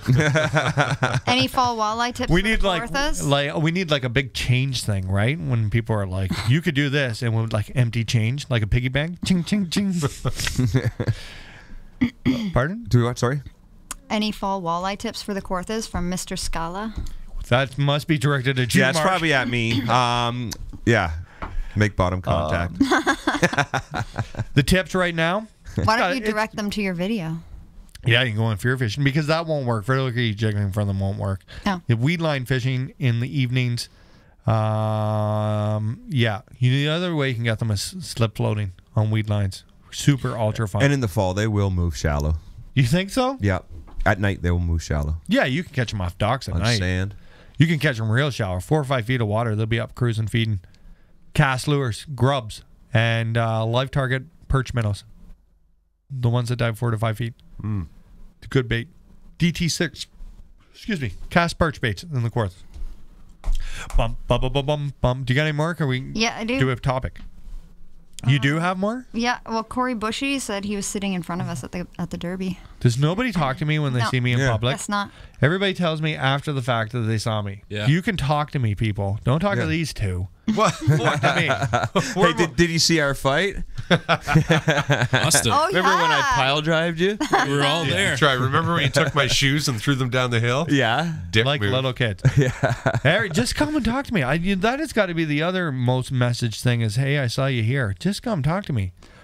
It's weird. Buy me a I burger. notice some people look at me and they don't talk to me, and then that makes me feel weird. So just come talk to me. I'm just Yeah. a regular guy. And if you see me, grab a cheeseburger and then come talk to me. I thought you liked ice cream. Cheeseburgers or ice cream. Aren't you? I thought you were on the smoothie kick. McDonald's smoothies. That's probably are why you look like you're delicious. 7 months pregnant. Did you see what this guy ate at the Derby that night? Oh, Chili cheese dog, nachos, what is it, cotton Wings? Did you have candy. wings? Then he went for an ice cream. have you ever seen this guy at a Sonic in the States? He's worse than us. Those foot-long hot dogs, those chili Oh, my dogs, are God. the bomb. Those chili dogs. You know are the what best. Mark's eating a lot when Tater he's tots. when you hear that when you hear that last sip of like a straw in a cup. And he's in the back seat and his shirt's up around his like here, and he's got his leg on your center console and his other arm out the window, and he's sweating. Yeah, you've seen the Wrecking Ball video. I don't get that from like eating kale. I sent that to Greg from Daiwa, Canada, Yeah. and the only thing that came back was, "Hey, how about some sit-ups?" Yeah. Oh, we're so mean to Mark. TJ for Life 77. Hey guys, was talking to you last night at the Derby, and you said you have a new camera guy. Well, if there is ever a day off for him or he moves on, may I have a shot at that spot? I'd love to try. Sure. Yeah. Mendez, is that all right with you? Yeah. We always need more angles. Yeah. Let us know your equipment. We got it. Yeah. Is that what your questionnaire is now? Yeah. What do you got? Woody does. What do you got? Woody does the interviewing. Yeah. Derek Garvey says, how many fish could a Mark catch if a Mark could catch fish? Yeah, you broke that. Like you just broke our chair there, Garvey. We need that chair sponsor to come. Yeah, we really do. Oh my God. The answer is 2. That's so funny. Well, you're taking heat tonight. I know, eh? Even our followers are getting in on this. Corey said he didn't want to bother us. It was fam jam time. Or Why? maybe it was his fam jam time. Ashton thinks he's about the most world famous person. You could have come over and talked to Ash. He'd have signed your hat for you. That kid weighs 23 pounds. He's unbelievable, eh? I picked him up by one leg. Yeah. I've seen that. He talks like he's That's Iron why I Mike. threw your shoes He down the talks hill. like he's Mike Tyson at 92, though. Oh, Yeah, yeah. he does. Yeah, he talks a good game. Chris Flay wants to know what your setup is for fishing the Ned rig. I don't know. So that's not changing, Dave. I went fishing with Dave. Dave changed my opinion on smallmouth. But I like to use... let me think for a second. Oh, so I'm using a Tatua 7.3 drop shot rod with 10-pound J-braid and 6 or 8 pound fluoro. Daiwa fluoro. I'm using the new Daiwa fluoro. It's worked out really well the last couple of weeks. I got some brought back for me. And Z-Man. I really like the purple fleck one. And it was that exact setup that caught us some key fish on day 1 of the class. That's what I caught my 2 big fish in the last vlog. I didn't use what Dave was using. Dave's a hammer. That was you know what? Let's talk about it. So yesterday, was it yesterday? Yes, Saturday night, Dave Bairstow, who is one of the nicest guys. So he's on the Daiwa team and the Garmin team. He looks like an old miserable butter, right? He looks a little rough around the edges. My buddy Dave. He is one of the sweetest men on the planet. He's a dude. He is a nice guy. He's super good at shows, right? Talking to people. Oh, he's a wealth of knowledge. He knows. Okay. So he messages me Saturday night, and I wanted to fish with Dave since I met Dave, and Dave is a hammer. He's won more tournaments. Him and Matt Hubble. Unbelievable. Yeah. So he messages me, and he says, do you want to go fishing Sunday morning? And I was worried about the fair because we live on the street where the fair is to get my boat in and out. And then we were supposed to have family day, and Amber was like, go with Dave. So while we're talking about Dave, he just made a comment, and his comment was 6-pound flourish. Yeah, totally. Totally. Considering the rope he was using for leader material, my 6-pound fluorocarbon was nothing. And I was shocked. I never would have thought in a million years. So we go, and I wanted to fish with Dave so bad. I never slept Saturday night. Right? This is true. I was so excited. Still talking about it, Dave. And I don't get very many excited to fish with very many people, including you, Sean. Yeah, I know. I really don't. You called me as soon as you got off the water and talked for like an hour. So I was so excited to get Dave in a boat and ask him a billion questions. Right? Like he can't run away from me. He can't be like at the show and be like, that guy needs to talk. Order a reel. I got him in the boat. I get him in the vlog. He won't talk to me on camera. So I thought we were going to have a bit of a problem here. Right? He talked less than Sean, and sometimes pulling words out of Sean is like pulling teeth. I'm not a big talker. No. We get on the boat. We start out there, and let me tell you, Dave has got the most impressive collection of Daiwa antique rods I've ever seen in my life. That's how long they last, guys. He had a Mike Iaconelli 7.6 long cast Daiwa rod. Wow. That I sent Brian the carpenter, who was impressed. Wow. Right? Beauty gear. So we're fishing along. I got the first fish on the Ned rig, right? Like a 4-pounder. Mm-hmm. Dave gets the second fish, and it is a giant, like a high 5 pig of a fish. The fish is wide in the middle section from my wrist to my elbow. And so I was like helping him get the hook out of the fish. He's using goddamn anchor line for leader material. I'm not even kidding you. He's using like this really old Daiwa fluorocarbon. Then think about it. Daiwa didn't make it, like the spool's got to be 10 years old. It's rope, man. I asked him, is that braided line? And he said, no, it's fluorocarbon. Like it was like rope. I guess the fish aren't that shy out there. No, I guess not. Not at all. Well, he's an absolute stud. So I asked questions from we got in the boat until Dave ran away from me off the water. And I asked questions about everything you could ever imagine. It was a great day on the water. Spent 6 hours asking questions. And Still smiling. I am still smiling. I had a wonderful, wonderful time. I learned so much about my Garmin units. Dave's on the Garmin team. Mm-hmm. Dave showed me so much of stuff that I never would have thought of using or how to use them. And he's just such a beauty of a guy. Like, yeah, you said you couldn't sleep all night the night before. He said he slept like a baby. He forgot who he was fishing with. Did you get him all hopped up on Rockstar? Oh, yeah, that man loves Rockstar. Yep. Yeah, and beef jerky. Yep. Absolutely. Yeah. He's an absolute beauty. I was so excited to fish with him. I can't think of the last time I went fishing with somebody, not to be rude to you guys, but I went fishing with somebody and I was that excited to go fishing. Oh, for sure. I had just a blast of a time. And then it started raining, and Dave's like, all right, it's time to go home. Take me back to the... It was awesome. I had such a great time. I hope we do it again next year. So I found out that the guy's an absolute smallmouth hammer, but he really likes fishing largemouth more. So next time we go, we're going to go fishing for largemouth. Nice. He's a freak, though. He sets on those spinning rods like it's a flipping stick.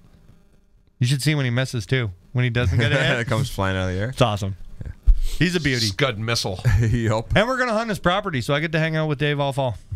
That's awesome. He's a good dude. The Daiwa team is all full of good guys. They really are, eh? It is. They've selected the perfect team. They have. Yeah. I also so Matt Hubble fished with Sean Palmer because Dave wasn't available. I found out this is a hot tip. Sean Palmer only lands fish on the left side of the boat. What? Is he like one of those guys that only turns left on the way home, too? I have no idea. Ex-NASCAR guy. But Mr. Palmer is an unbelievable angler. And a methodical angler. Do you remember when we watched him flip those docks? Yeah. I had to flip all those docks. I imagine. And he was on the second one. If you're fishing behind that guy, I imagine there's not much left. I'll tell you right now. Yeah, so I thought that was interesting too. Anglers are the weirdest dudes on earth. This guy shaved his beard because we didn't do good on one day. He's a weird sketchy. Trim stuff. I change certain things. It is what it is. Really? Yeah. If we got the bad juju going on, I try to make it different. I try to. He does. All anglers have this. I do my routine religiously. I don't even like. I had lucky underwear, but I threw them out. I wore. If you know what? Is that what Sean caught? I think I wore them out. Amber, how long did I had a pair of camel shorts that I wore till they must have been to the seamstress 30 times getting patched back up. Cooper's pants. Remember those brown ones he had? Those tan colored ones? He wore them every time. So I wore them forever and did really good in tournaments. And then one time I shit the bed and I threw them in the garbage. I was so mad at them. Wow. It couldn't possibly be Lucky my that fault. didn't happen to you, McCall. Right? Todd Crowley says Sean Palmer loves bananas. Yeah, he does. But yeah, he only lands fish on the left side of his boat. I hope he comes to OBN night so I can find out more about this story. This is when we need that typewriter. Left side of the boat. Maybe we should try that. What do you land them on? I don't land them. Amber, you got any more? We got so much to talk about. Mike Gray is stalking me, it appears. Oh, yeah? Yeah. Congratulations, Mike Gray. We got our invitation to the wedding. Yeah, so did we. I got the sweetest suit We're to wear. coming. I'm so excited to wear my suit. We have to tell them the songs we want to dance to. Really? Yeah. The Hokey Pokey. No. I don't dance. I can't dance. You can dance. Yeah, you do. No way. I'm too long to dance. Oh, we're dancing. I look like... no, I can't dance. We're dancing. I look like Gumby. I want Wrecking Ball. Yeah. Maybe we'll talk to Billy Wright about breaking the machine. Mark can swing off it all night. Yeah. Right through the building. Wait till you see my suit. Birthday suit. That's going to be a night. You want to hear...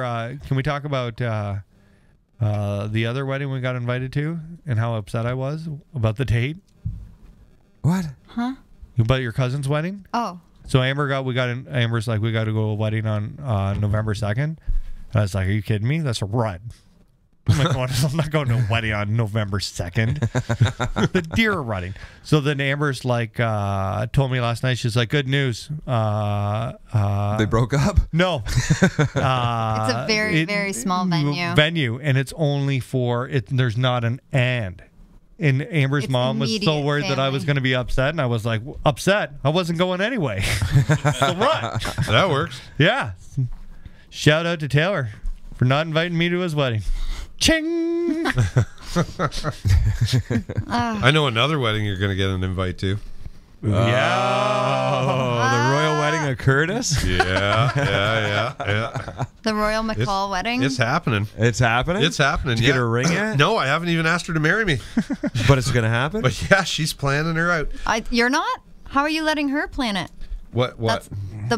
You're letting her plan it? Plan the wedding? Your wedding? Yeah, it's almost planned. So you'll plan OBN night, but not the wedding? Well, listen. I can't believe you're letting her plan it.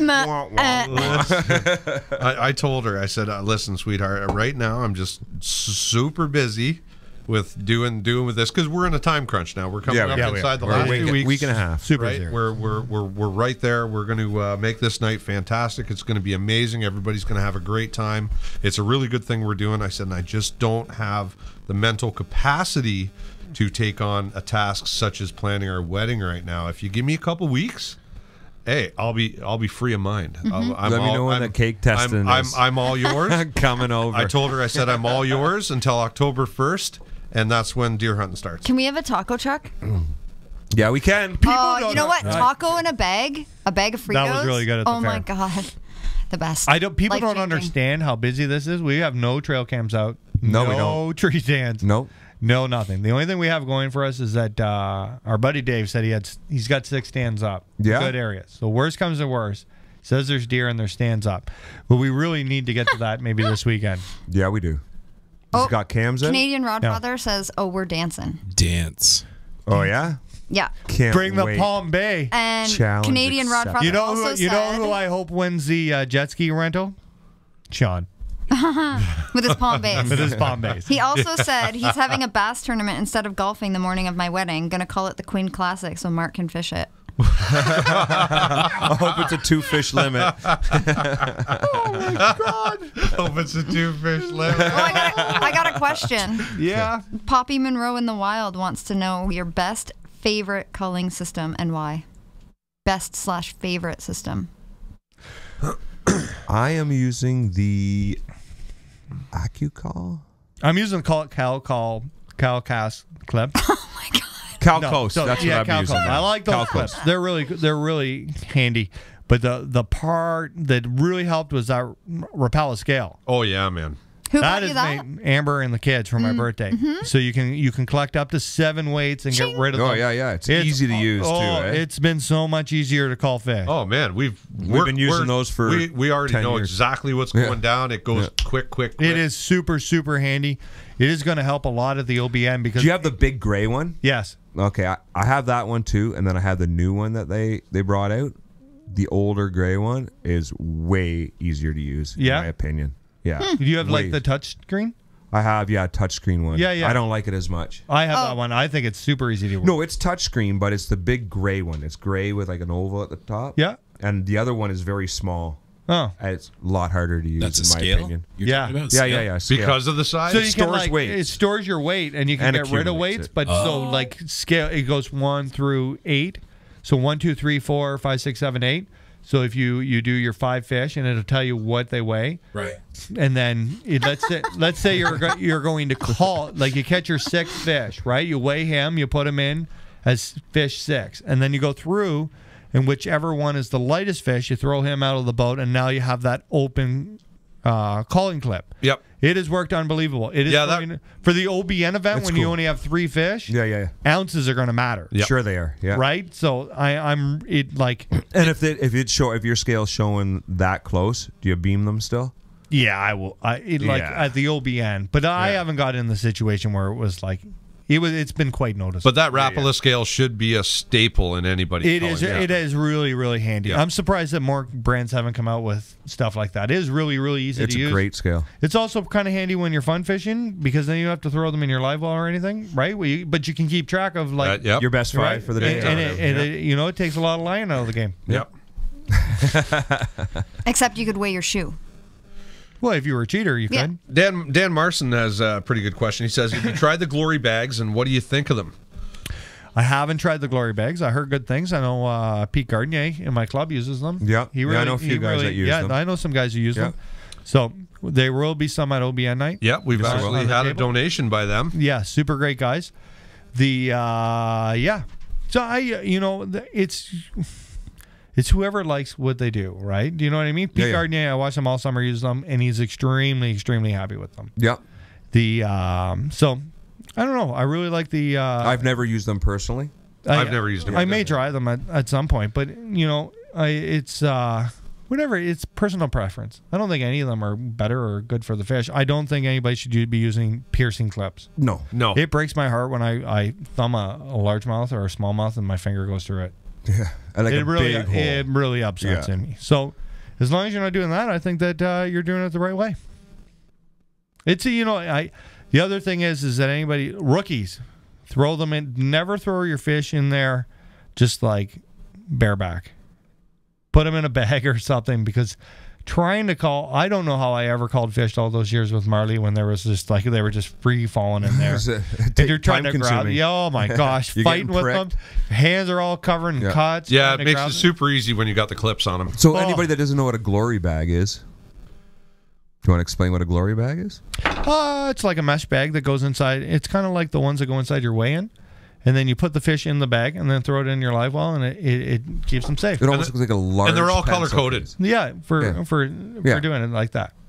I just saw these ones tonight. I seen another companies, and they were quite a bit smaller bags, but these ones look good and big. And yeah, they were big. I was surprised when they came. I'm not sure if they made them bigger at one point. I got a feeling that maybe the mesh is like. It's light enough to be the buoyancy. They look awfully. They're weighted on the bottom, right? Yeah. So it always sits. Yeah. So they keep them straight up. I don't. Yeah. I think so. I'm gonna maybe I'll use them to try them out at some point. Mm-hmm. Yeah. Everybody gets it. You kind of get in your way. I kind of like the. I don't know. I'm a stickler for change. Yeah, me too. Well, when you find something that works for you. Yeah. Yeah. But you check them out. They'll be at the OBN event.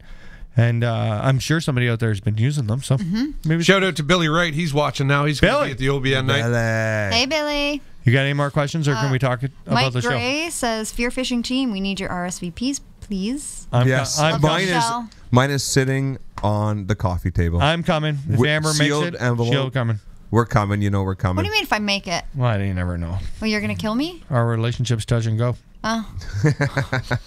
It is now. Who does the touching and who does the going? It was Ian with a baseball and a screwdriver.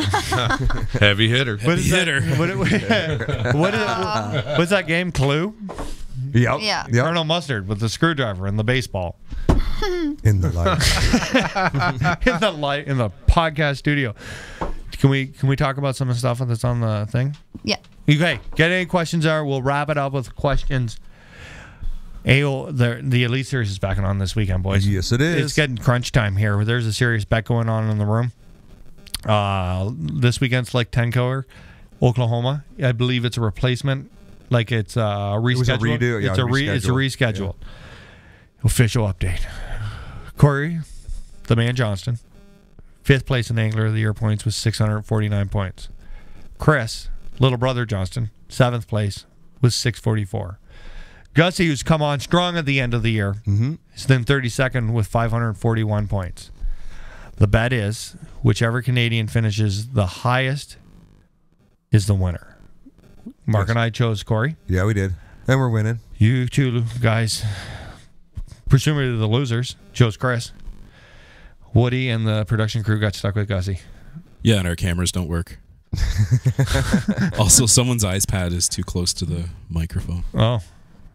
Yeah. It's looking really good for us and Corey. It is. Really good. If I got to go to Chris Johnson's house and get him to sign a shirt for these two, it's going to break my heart. But look how close those points are. They are really close. But I feel, so here's the good thing. I think that Chris had an unbelievable finish at the St. Lawrence River, 2nd place. Yeah. Not enough points to catch Big Brother, but he got some solid points. You know who else is doing really well? South Fighter. I think he's in 8th place. Really? Just throwing that out there. Corey had an awful time with the St. Lawrence event. Oh, man. I really Any think bit of bad luck that could possibly happen. Got it. And I think he could have won the event. I would have put money on Corey to win the event. Now, Corey, being the most competitive person I've ever met in my life, has been stewing on this for weeks on end. He had that blue trophy. He was tasting blue. He's tasting blue. And I got a picture of Corey trying to hold on to a 101-pound thrust trolling motor going down the St. Lawrence with his life on the line. He was late and he didn't have a watch. I hope Garmin sent him one in the mail. Oh, yeah. That'd be great of them. But he's bloodthirsty now. There's no way. He's letting the other one of those Canadians pass, and I think Corey may make a run at the Angler of the Year.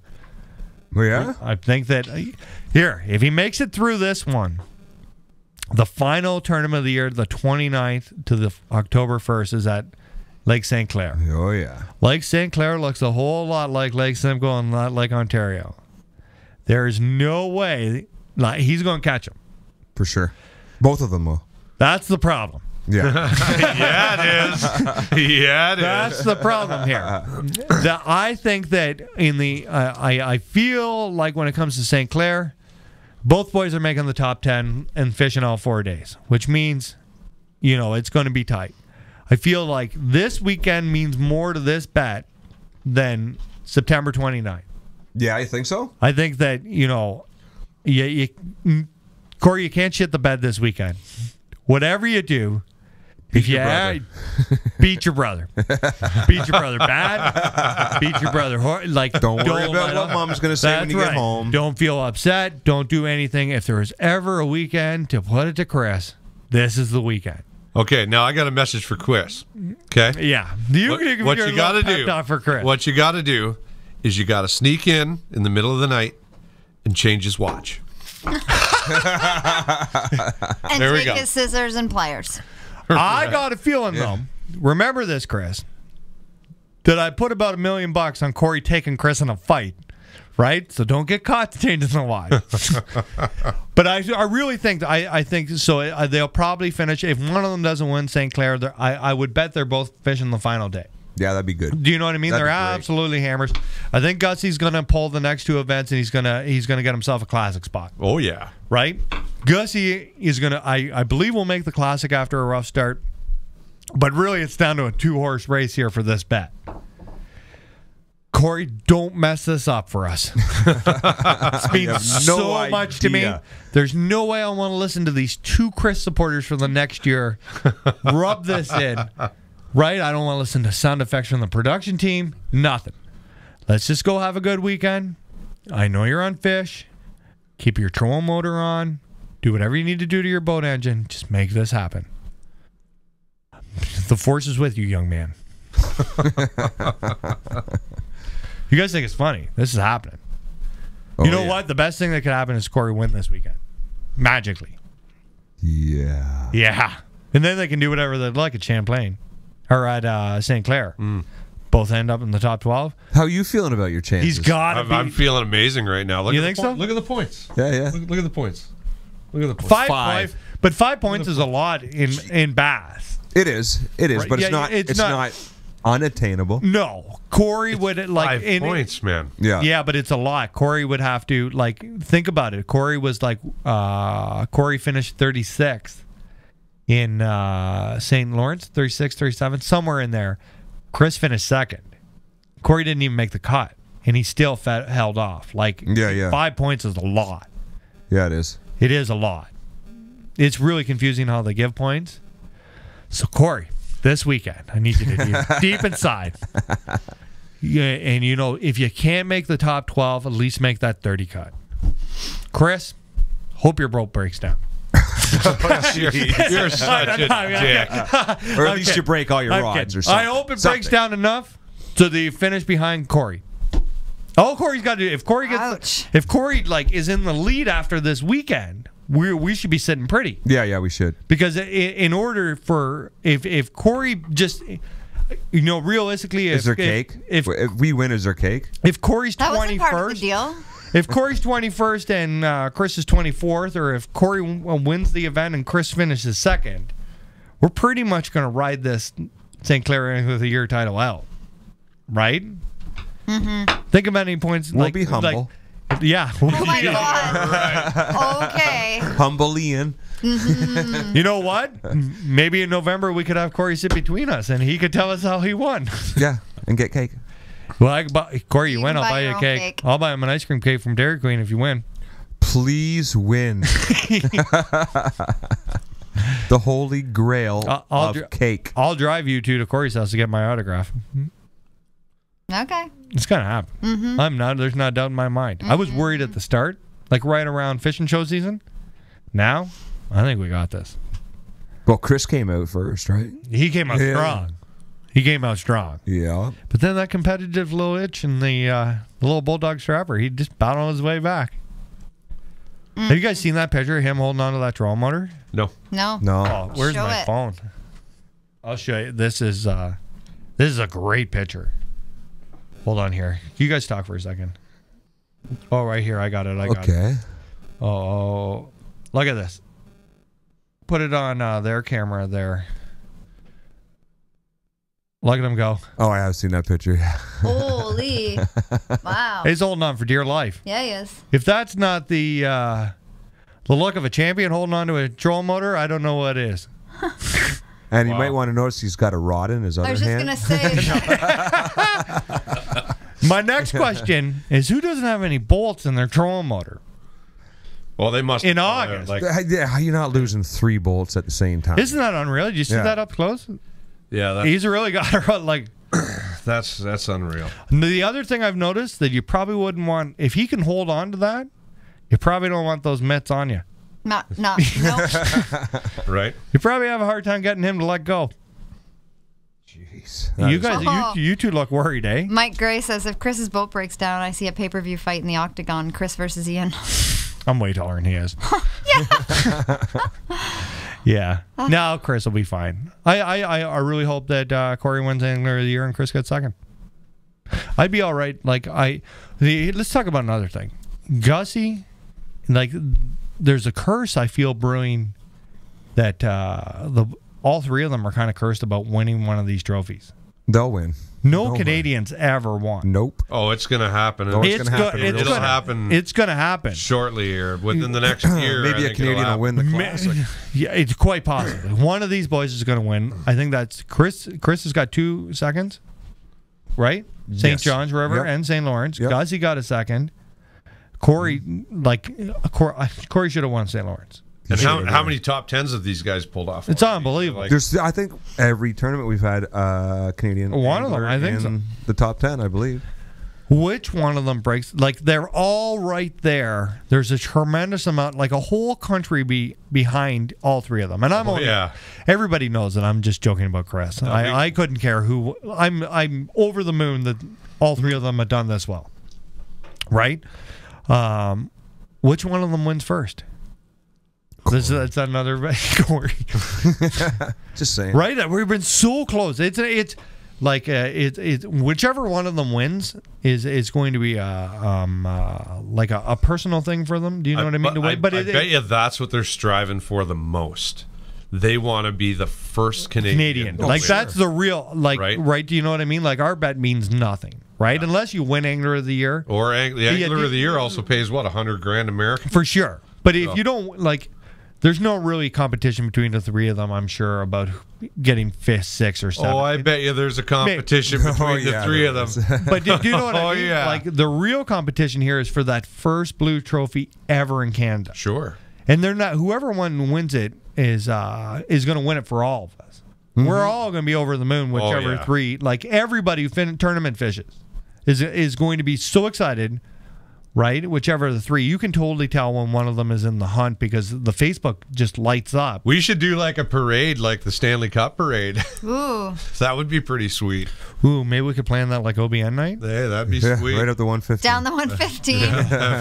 That'd be awesome. It'd be a quick one. Boom, there it goes. But you know what I mean? There's got to be a tremendous amount of pressure for one of them to win.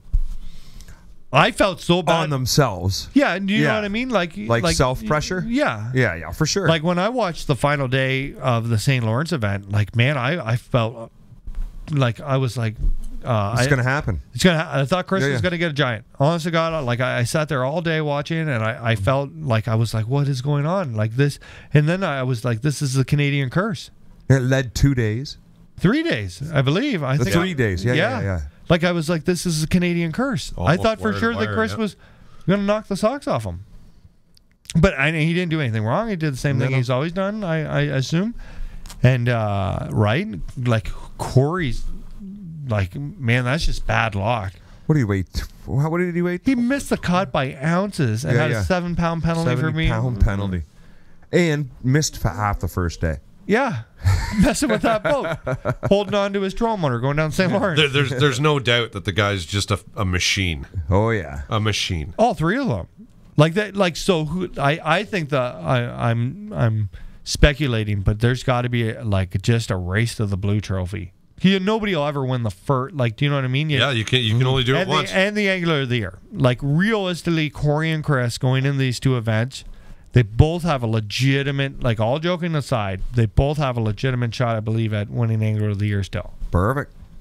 And the final tournament of the year sets up perfectly for them, because there's no two anglers or realistically 3 anglers in Canada I don't want to fish smallmouth against in a Great Lakes situation. They have to be the two top pretty much in the world at smallmouth fishing. Oh, for sure. In the world. There's other guys who are great.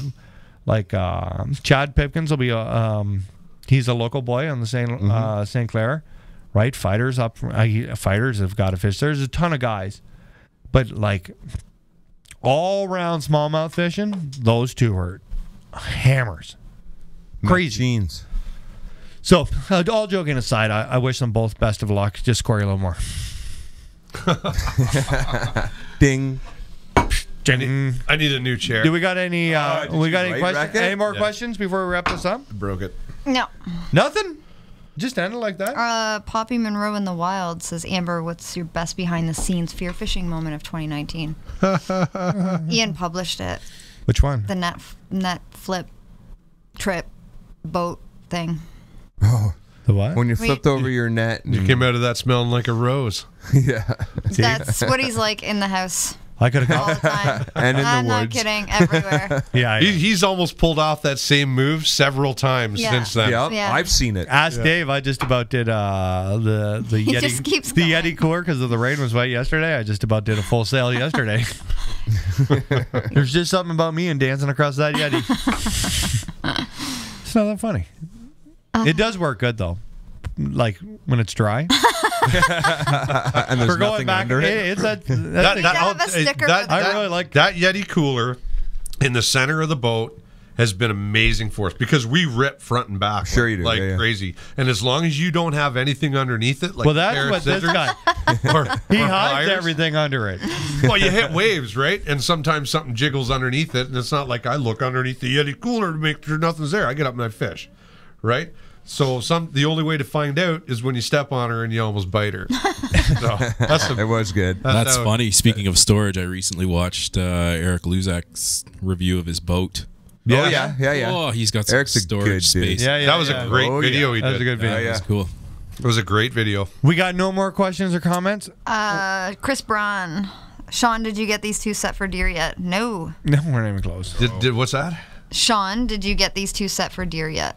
No, we haven't. We haven't had a chance, and we took on this event, and like it's made it even busier. I'm not going to hunt till the last week of October. Yeah, well, that's when it got good last year. I'm a cold season. I'm a late season kind of guy. I like when the snow flies, and that's when I really like to get out there and sit. And that's when typically we see the most action for our types of hunts. You know, the rut's over, and the bucks start to get hungry again, and they got to eat. They got to put the fat back on because they just spent a month chasing does like crazy. Like they barely stop to feed. Right? It's what they do. So I really liked being out there during the rut.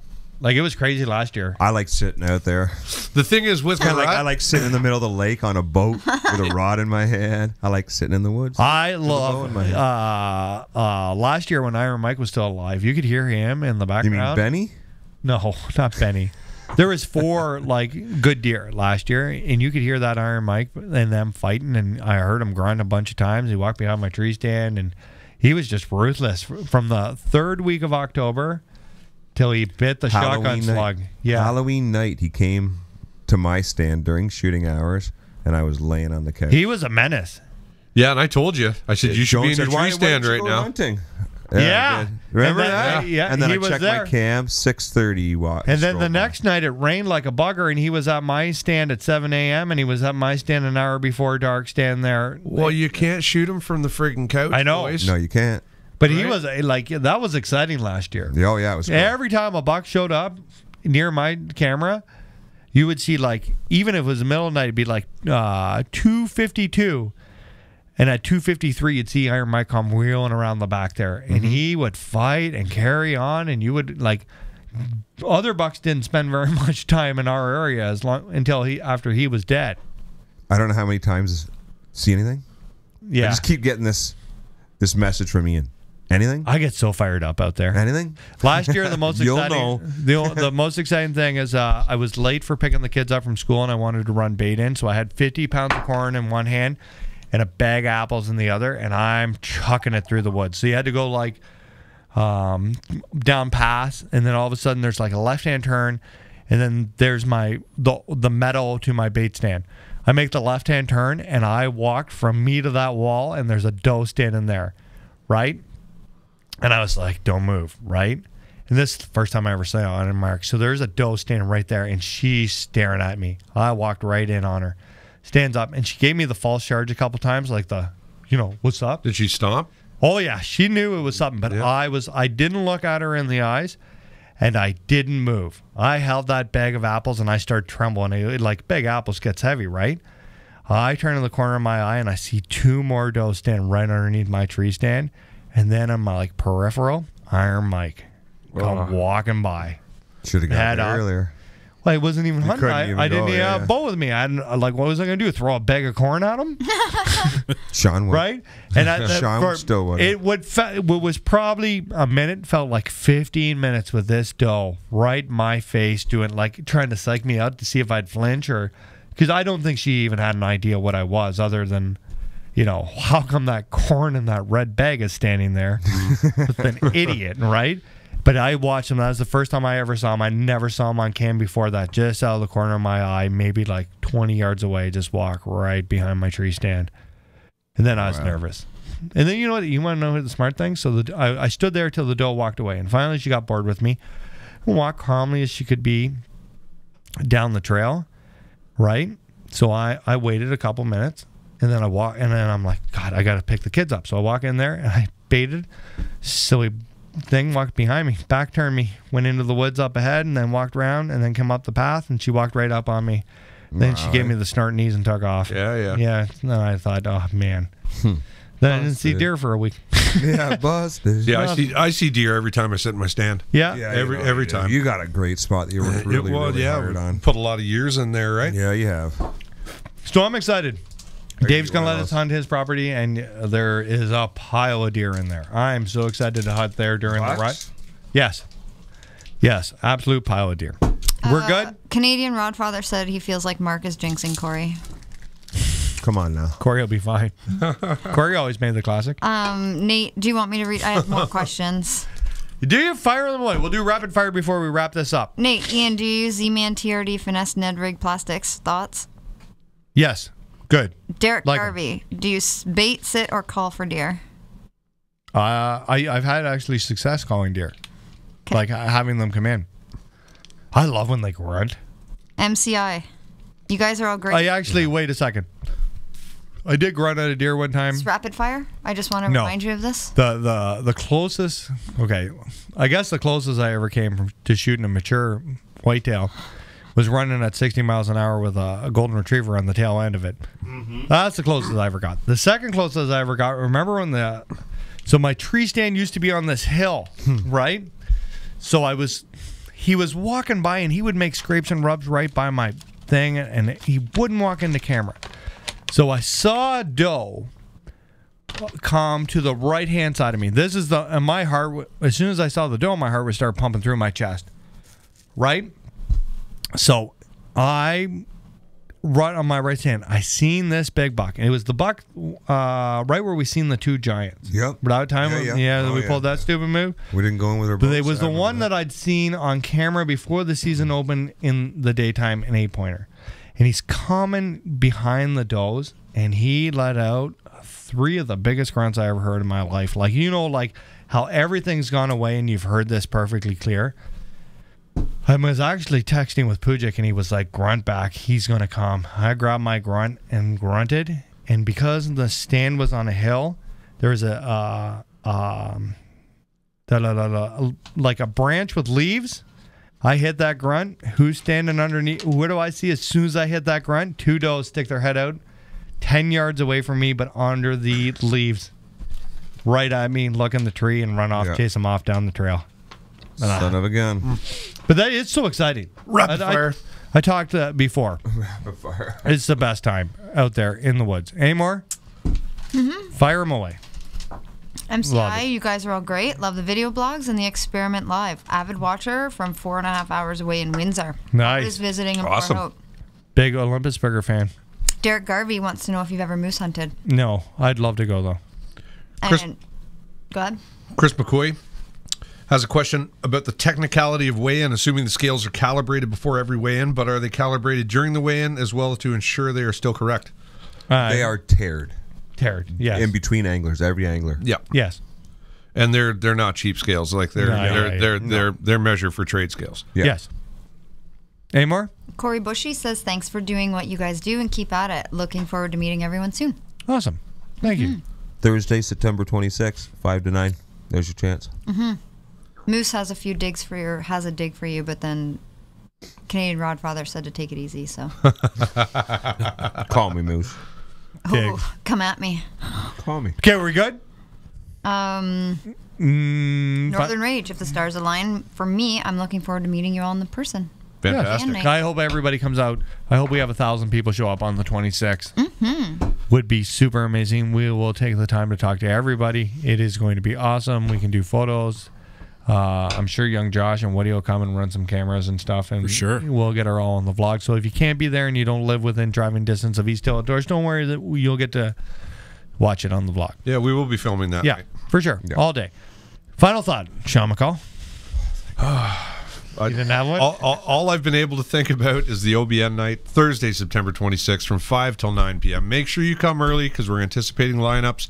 We're going to run the casting competitions and the competition for the truck and the 50-50s from 5 till 7:30. Actually, the 50 is going to go till 8. So make sure you get there early. That's all I can think about. Amber, final thought? Yes, I have something deep. Go. Sometimes we expect more from others because we would be willing to do that much for them. Nothing?